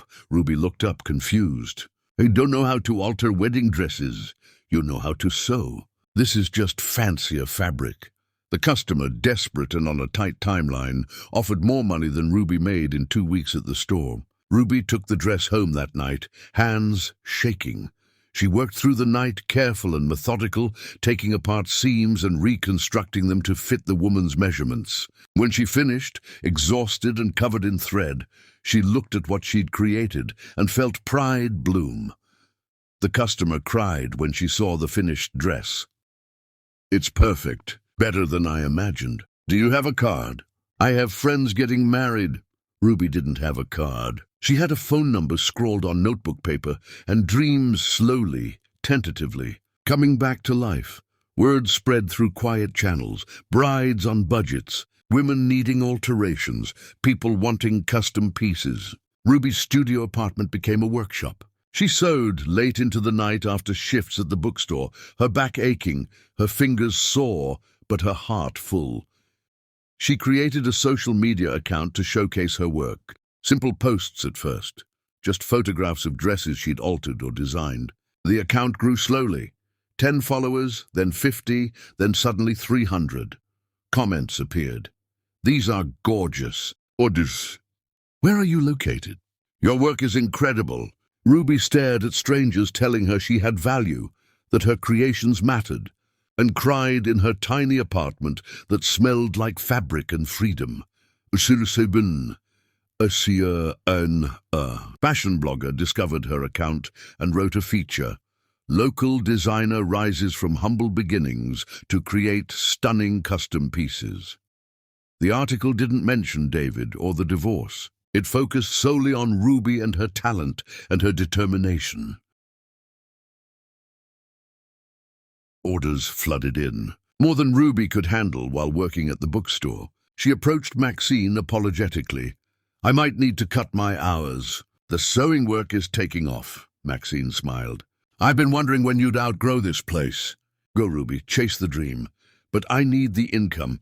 You've got enough orders to replace this income 3 times over. Stop being afraid of success." Ruby hugged this woman who'd given her a chance when she desperately needed one. Her apartment became a legitimate studio. She bought a proper sewing machine with her first major profit, invested in quality fabrics, created a website. Each step forward felt like stepping further from the woman David had tried to make her into. She ran into David's colleague Graham at a coffee shop one afternoon. He looked right through her at first, then did a double take. "Ruby, is that you?" She straightened, meeting his eyes. "Hello, Graham. I heard about the divorce." "Shame, really. We seemed like a terrible match. And now we're not together. It worked out for the best, I suppose. David's been having a rough time lately. Everything's kind of falling apart for him." Ruby waited for satisfaction to come, for vindication. Instead, she felt only indifference. David's pain wasn't her problem anymore. "I hope he figures it out," she said, meaning it. "If you'll excuse me, I have a client meeting." She walked away, leaving Graham staring after her, probably reporting back to David that his ex-wife looked happy, healthy, and unbothered. She was all those things. Months passed in a blur of fabric and growth. Ruby hired an assistant when orders became overwhelming. She moved to a larger studio space, one with actual retail frontage where customers could visit. She designed her first original clothing line, not just alterations or custom orders, but pieces she created from imagination alone. The launch was small but successful. Local media covered it. Fashion bloggers praised her aesthetic. Orders came in from across the state, then from across the country. Ruby Tyson was becoming someone. Not David Call's wife, not the woman his family had mocked. Just Ruby, designer and creator and survivor. She still had hard days. Days when loneliness crashed over her like waves. Days when she missed the fantasy of what her marriage could have been, even though she didn't miss the reality. Days when doubt whispered that she'd made a mistake, that security was worth more than self-respect. But those days grew further apart, replaced by moments of genuine joy. Seeing a bride cry happy tears over a custom dress. Creating a design that felt perfectly right. Going to sleep exhausted but satisfied, knowing she'd built something that was entirely hers. One evening, as Ruby worked late in her studio, her phone rang with an unknown number. She almost didn't answer, but something made her pick up. Ruby Tyson. Speaking. "This is Jessica Ward from Style Collective magazine. We're doing a feature on emerging designers, and your name keeps coming up. Would you be interested in an interview?" Ruby looked around her studio, the fabric scattered across tables, the sewing machines humming, the designs pinned to walls, the life she'd built from nothing. "Yes," she said. "I'd be very interested." After she hung up, Ruby stood at her window watching the city lights and thought about the woman she'd been a year ago, sitting in a motel room, terrified and broken. She wished she could tell that woman what was coming. The fear would fade, the pain would heal, and on the other side of devastation was possibility. Ruby Tyson had once been someone. She'd forgotten that truth for years, but now she was remembering, and more than that. She was becoming something even better, herself, unfiltered and unashamed and entirely free. While David Call commanded boardrooms through fear, Ruby Tyson was building an empire through heart, and the world was starting to notice. But Chapter 8. When kingdoms crumble. David always believed his success was self-made. He was about to learn how wrong he'd been. David sat in his office, staring at resignation letters spread across his desk like accusations. 3 executives in 2 weeks, all citing vague reasons about seeking new opportunities. He knew what they really meant. They were abandoning ship. It started small. A contract fell through after the CEO mentioned hearing about David's reputation issues. A partnership dissolved. Over concerns about his interpersonal conduct, little cracks became fissures, threatening to swallow everything. His assistant knocked. "So your mother is here." Patricia swept in without waiting for permission, her face tight with displeasure. "What is happening, David?" "I just had lunch with Helena, who heard from someone at the club that your company is facing a mass exodus. Is this true?" 3 people resigned. That's hardly mass exodus. 3 important people. People with connections. People who are now spreading rumors about why they left. Patricia sat across from him, her expression sharper than usual. "This is about Ruby, isn't it?" "Ruby has nothing to do with my business. Ruby has everything to do with this. People talk, David. They know about the divorce, about the circumstances. And some of them, surprisingly, feel that you behaved poorly." "Poorly? I gave that woman everything." "You gave her things. You didn't give her respect, and people noticed. David, you built your reputation partly on being a devoted family man. That image is now shattered, and it's affecting how people see you professionally." David wanted to argue, but Patricia's words carried truth he didn't want to acknowledge. His success hadn't been solely about his brilliance. It had been about perception, connections, the image he projected. Ruby had been part of that image, the devoted wife who made him look stable and trustworthy. Without her, he was just another ruthless executive with questionable ethics. "What am I supposed to do? Beg her to come back for appearances?" "It's too late for that. Ruby filed for divorce, David. She's moved on. You need to do damage control." Patricia stood, smoothing her dress. "Fire your current PR team and hire someone who specializes in reputation rehabilitation. And for God's sake, stop telling people how ungrateful Ruby was. It makes you look petty." After she left, David pulled up his phone and searched Ruby's name. The results startled him. Articles about her design work, social media with thousands of followers, photographs of her creations worn by women whose smiles seemed genuine, and Ruby herself, in some photos, looking different, not diminished by their separation, but enhanced. She glowed with something that had been missing when she was with him. The caption under one photo caught his attention. "Designer Ruby Tyson on why she left her old life behind. Sometimes you have to lose everything to remember you're capable of building anything." She was talking about him, about leaving him. And she was thriving. Jealousy and regret twisted inside David's chest like poison. He'd expected Ruby to crumble without him, to come crawling back begging for another chance. Instead, she disappeared and reconstructed herself into someone he barely recognized. His phone buzzed with a text from Nora. "Have you seen Ruby's latest interview? This is a disaster." David found the interview, a local magazine feature about inspiring women. Ruby sat in her studio, surrounded by fabric and creativity, looking serene and successful. "My marriage taught me that you can't build self-worth on someone else's validation," Ruby said in the interview. "I spent years making myself smaller to fit into someone else's vision of who I should be. Leaving was the hardest thing I've ever done, but it saved my life." The interviewer asked if she had regrets. "I regret not leaving sooner." I regret letting fear keep me in a situation that was destroying me. But I don't regret the marriage itself. It taught me exactly what I don't want, which made it easier to build what I do want."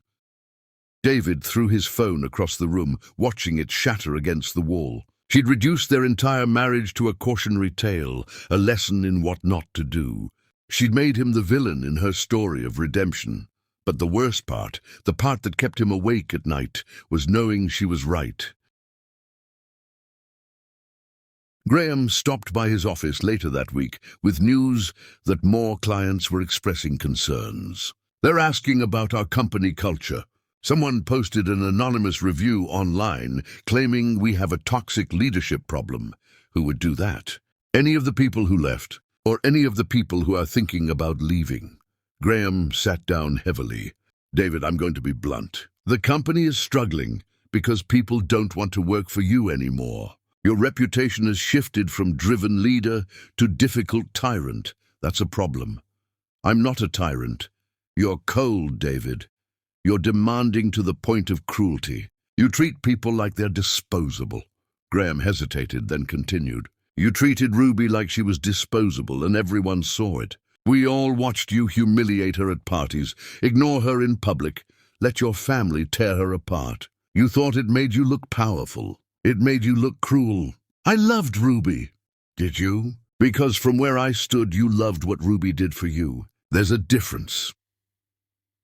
After Graham left, David sat alone in his office as sunset bled across the sky. He thought about Ruby's face at that last party, her quiet dignity as his family mocked her, her silence when he'd sent her to the guest room like she was a child to be punished. He'd thought he was teaching her a lesson. He'd been revealing his true character, and everyone had taken notes. His phone rang. "Patricia, again. Your father and I need to talk to you. Come to dinner tonight." The call estate felt different now, less like home and more like a museum of poor choices. His parents sat in the dining room, their expressions grave. "David, we're concerned," his father Maxwell began. "Your company is floundering, your reputation is damaged, and you seem incapable of accepting responsibility for any of it." "I built that company from nothing." "No," Patricia interrupted. "Ruby built the foundation. You constructed the building, and now it's collapsing because you removed the foundation and expected everything else to stand. Architecture doesn't work that way, David. Neither do relationships. Ruby was just my wife. She didn't contribute to the company. She contributed everything," Maxwell said quietly. "She gave you stability, support, and the appearance of being a decent human being. Without her, you're just another executive with a bad attitude, and the market is flooded with those." David felt anger rising. "So this is my fault? Ruby leaves, and suddenly I'm the villain? You were always the villain in this story, son. Ruby was just too kind to say so publicly. But now she doesn't have to. Your actions speak loud enough on their own." Patricia's voice held unusual softness, almost pity. "I pushed her to leave. I thought I was protecting you from dead weight. I was wrong. Ruby wasn't holding you back, she was holding you together." The admission hit David like physical force. His own mother, who'd spent years belittling Ruby, was now defending her. "It's too late to fix things with Ruby," Maxwell continued. "She's moved on, built a life, found success without you. But it's not too late to fix yourself, to learn from this, to become someone worth respecting again." "How?" David asked, hating how broken he sounded. "Start by acknowledging what you did wrong, publicly, privately, completely. Stop making excuses. Stop blaming Ruby for having boundaries. Accept that you treated someone who loved you with contempt, and that it cost you everything important." David drove home, through streets that seemed darker than usual, his parents' words echoing in his head. At some point during the drive, he started crying, not the angry tears of frustration, but the deep, wrenching sobs of someone finally seeing themselves clearly and hating what they saw. He'd destroyed his marriage because he'd forgotten how to value anything that didn't serve his ego. He'd lost Ruby because he'd treated her like an accessory instead of a person. And now his entire life was crumbling, because without her steadying presence, he was revealed as exactly what he'd become, a hollowed-out man filled with nothing but ambition and pride. The house felt enormous and empty. Ruby's absence was everywhere. In the kitchen she'd kept organized, in the garden she'd tended, in the quiet spaces where her laughter used to live. David pulled out his phone and opened the blocked calls folder. Dozens of messages he'd sent to Ruby, begging and threatening and bargaining. She'd never responded to any of them. He sent one more, different from all the others. "You were right about everything. I'm sorry. I know it's too late, but I needed you to know. You deserved better than me. You deserve the happiness you found. I'm glad you got free." He didn't expect a response. He didn't get one. Instead, over the following weeks, David watched Ruby's success grow from a distance. Magazine features, online features, speaking engagements at design conferences. Each new achievement was proof that she'd never needed him. He'd needed her, and he'd realized it too late. His company continued its decline. More employees left. More deals fell through. The empire he'd built on Ruby's sacrifice was dismantling itself piece by piece, revealing that without her foundation, it had all been hollow. Nora called one evening. "I saw Ruby at a gallery opening. She looked incredible, happy. She didn't even acknowledge me." "Good," David said, surprising himself and his sister. "She doesn't owe us acknowledgement. We don't deserve it. When did you become so philosophical?" "When I lost everything that mattered and realized I did it to myself." David sat in his empty house that night, surrounded by expensive things that meant nothing, and understood with devastating clarity Ruby had never been his weakness. She'd been his strength, and he'd thrown her away to prove he didn't need strength. Now he was discovering that everyone needs something to hold them steady, and he'd destroyed his only anchor. The question wasn't whether he'd made a mistake. The question was whether he was capable of learning from it, of becoming someone better, of earning redemption he'd never receive. David didn't have an answer yet, but for the first time in his life, he understood that some questions were more important than success, and some failures taught more than any victory ever could. David finally understood the terrible truth. Ruby had never needed him. He had always needed her. Chapter 9. The Weight of Realization. Some men spend their whole lives chasing power, only to discover they destroyed what actually made them powerful. The house echoed with David's footsteps as he wandered through rooms that suddenly felt like crime scenes. Every space held evidence of Ruby's absence. The kitchen where she'd cooked meals he barely tasted. The reading nook where she'd curled up with books while he ignored her. He'd been living here alone for months now. But tonight, the emptiness felt suffocating. David pulled a box from the hall closet one Ruby had left behind. Inside were photo albums from their early years. He sat on the floor, whiskey glass in hand, and opened the first one. There they were, Ruby and David before ambition ate him alive. College photos, where his eyes looked clear and hers looked hopeful. Their small wedding, nothing like the grand affair his parents wanted. He traced Ruby's face in a photograph from their honeymoon. She was laughing at something off camera, her joy so pure. When had she stopped laughing like that? When had he stopped being someone worth laughing with?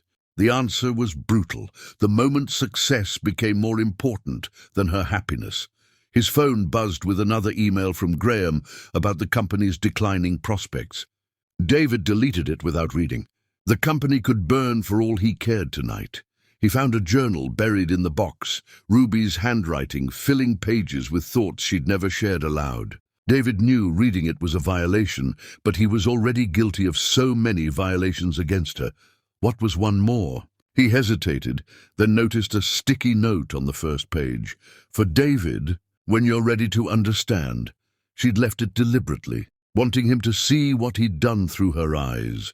The entries broke him. David came home angry again today. I asked about his day and he snapped at me. I keep wondering when I became an interruption instead of a companion. I saw how he looked at his colleague's wife tonight. with interest, respect. He used to look at me that way. Now he looks through me like I'm glass.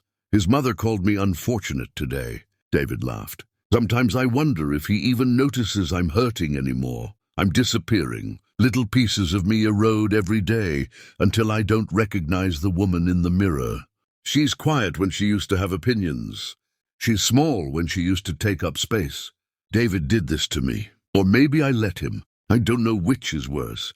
The entries went on, page after page, documenting her slow erasure while he'd been too busy building his empire to notice. The final entry was dated the night before she left. "Tomorrow I'm going to do something terrifying. I'm going to choose myself. I don't know if I'll find the courage when morning comes, but right now, writing this while David sleeps beside me, I know what I have to do. I have to save myself because no one else will. Only the Ruby I used to be can rescue what's left. I hope she's still in there somewhere." David closed the journal, vision blurred with tears. She'd been planning her escape, gathering courage, and he'd been actively cruel, sending her to the guest room, demanding apologies.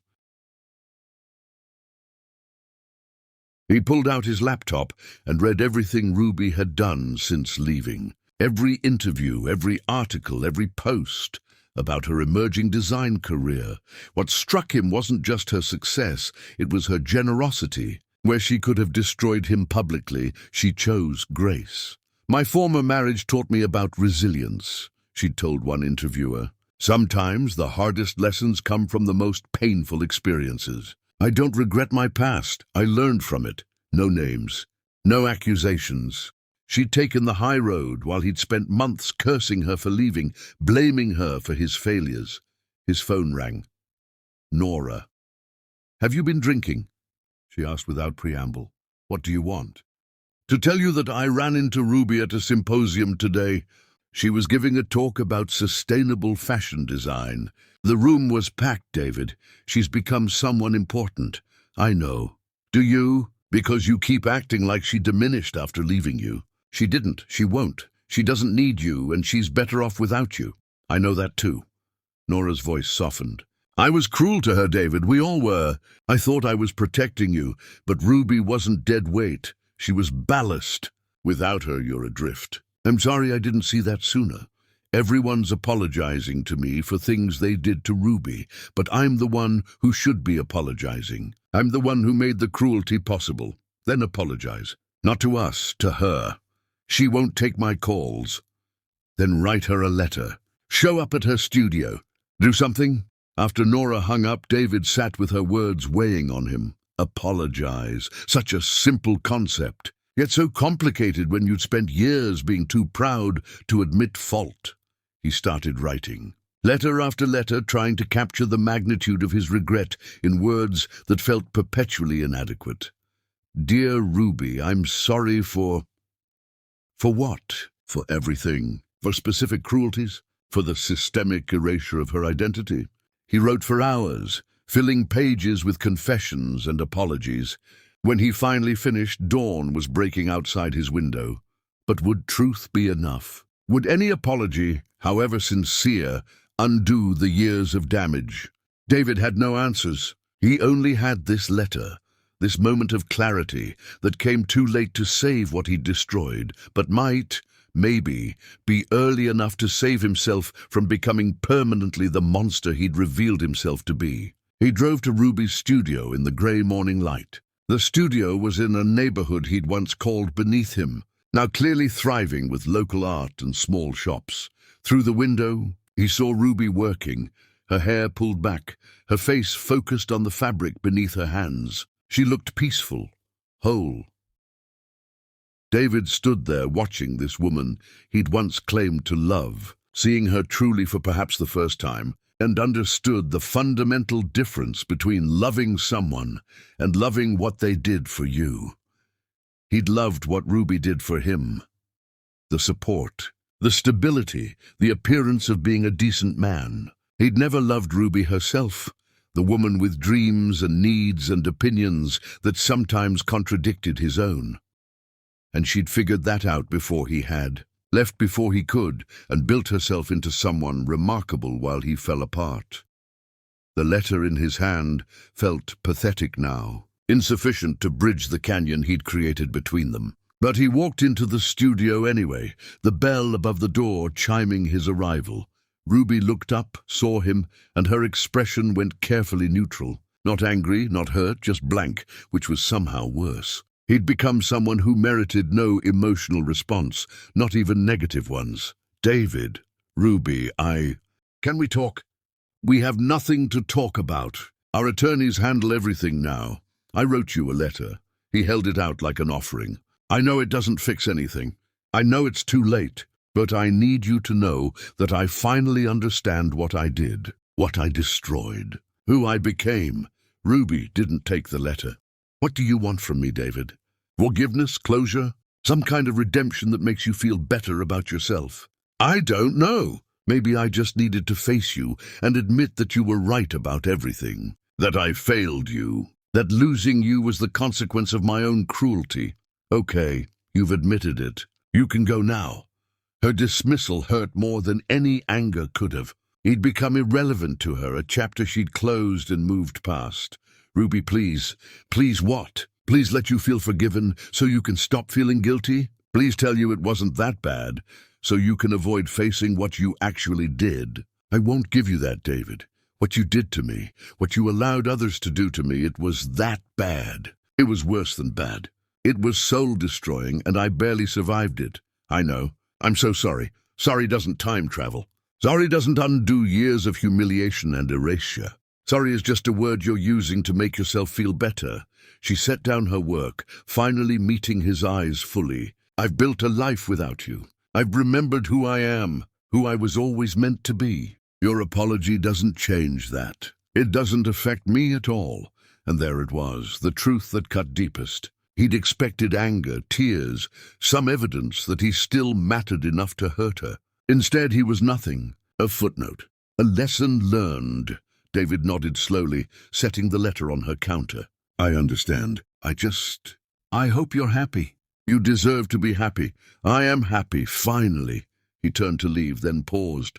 For what it's worth, watching you succeed while I fall apart has been the clearest lesson I've ever learned. You never needed me. I always needed you. I just realized it too late. Ruby didn't respond, just returned to her work. And David walked out knowing he'd gotten exactly what he deserved. Nothing. He drove home through streets that felt foreign, past his company building, where his nameplate would soon be replaced, to his empty house that had never been a home. Everything he'd thought mattered, the status, the power, the appearance of success. It was all worthless without someone to share it with. And the person he'd had, the woman who'd loved him when he had nothing, he'd thrown away to chase more of what ultimately meant nothing at all. David sat in his empty house that night, understanding finally that redemption wasn't something Ruby could give him. It was something he'd have to build himself, slowly and painfully, by becoming someone capable of treating people with the dignity he'd denied her. The question wasn't whether Ruby would forgive him. The question was whether he could forgive himself enough to become someone worth forgiving. David finally had everything he'd thought he wanted. Power, status, control, and he'd never felt more powerless, invisible or alone. Chapter 10. The Queen's Terms. Ruby Tyson didn't need a crown to be royalty. She'd forged one from her own strength, and everyone was about to witness it. The gallery space glowed with soft lighting and possibility. Ruby stood in the center watching volunteers arrange chairs, hang banners, test audio equipment. Tonight was the culmination of months of planning. A charity gala for women rebuilding their lives after difficult relationships. She'd called it Phoenix. Rising, because that's what they all were, women who'd burned down versions of themselves that no longer served them. Ruby. The caterers need approval on the final setup. Her assistant called. Ruby moved through the space with confidence that had become second nature.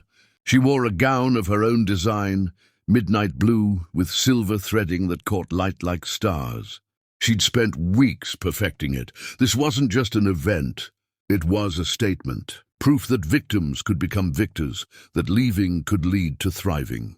Guests began arriving as sunset painted the sky. Women who'd attended Ruby's workshops came dressed in her designs. Supporters brought donations and encouragement. Local media set up cameras. And somewhere in the crowd, Ruby knew, were people from her former life. David's colleagues who'd watched her humiliation. His family who'd participated in her destruction. Maybe David himself. The program began with testimonials from women who'd rebuilt themselves. Each story was unique but carried the same thread.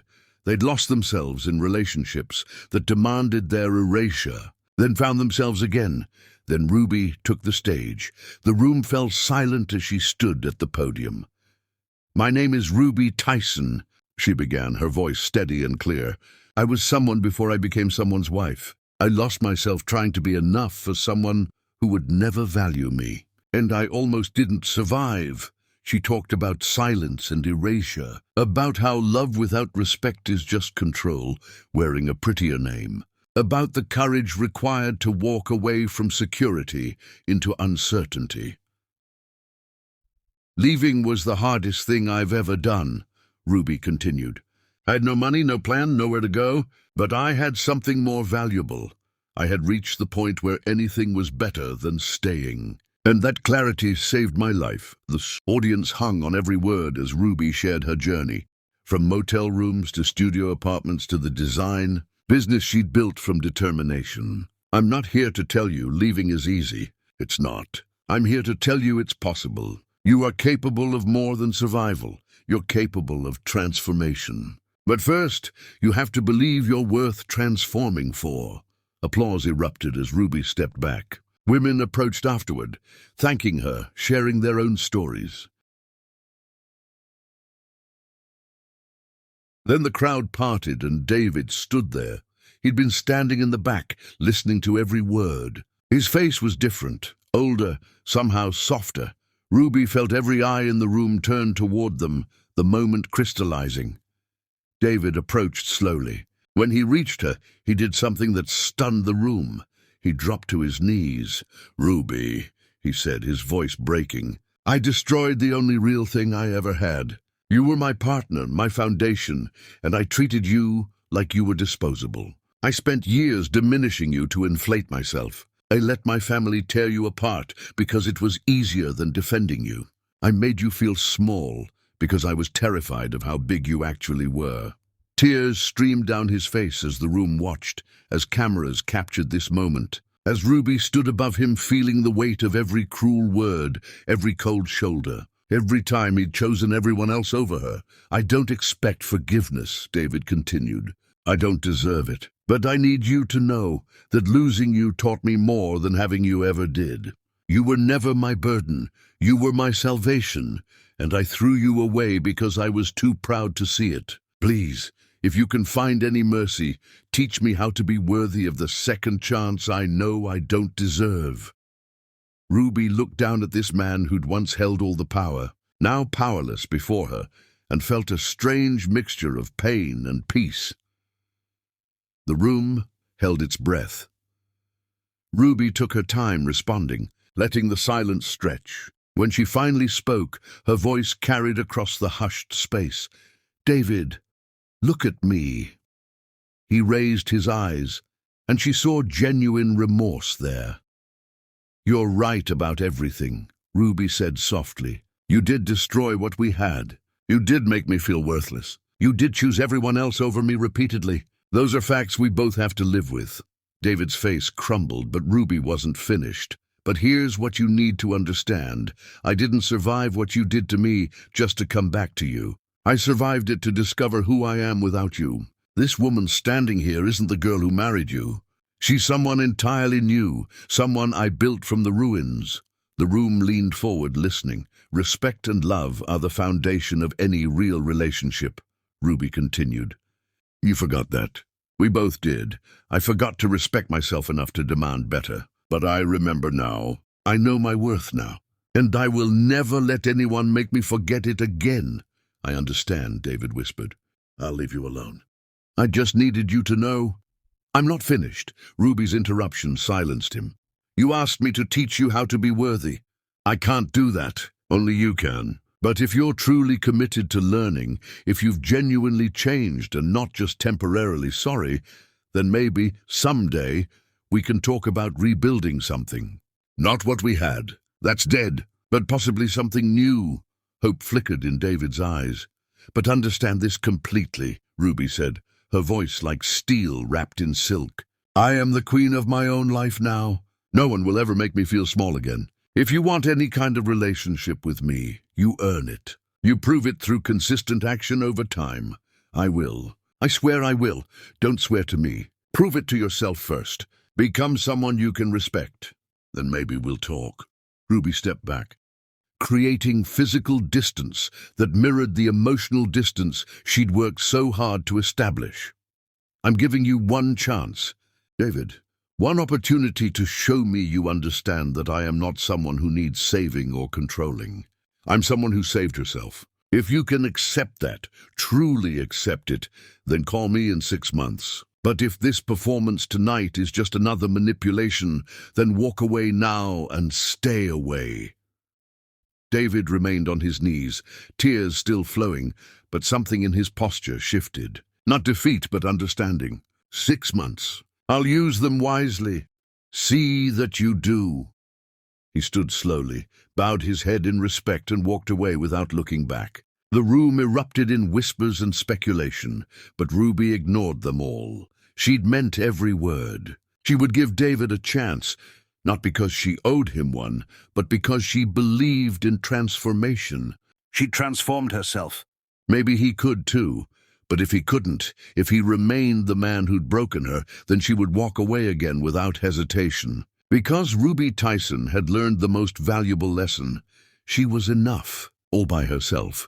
As guests surrounded her with congratulations and support, as cameras captured her triumph, as the evening continued in celebration, Ruby felt complete, not because David had apologized, not because she'd given him hope, but because she'd stood in her power, set her boundaries, and refused to diminish herself. The girl who'd worked 3 jobs to support someone else's dreams had become a woman who built her own empire. The wife who'd accepted crumbs had become a queen who demanded banquets. The victim who'd nearly disappeared had become a survivor who blazed bright. And everyone in that room learned the same lesson David was finally beginning to understand. A woman who knows her worth is the most powerful force in any kingdom. And Ruby Tyson's kingdom was just beginning.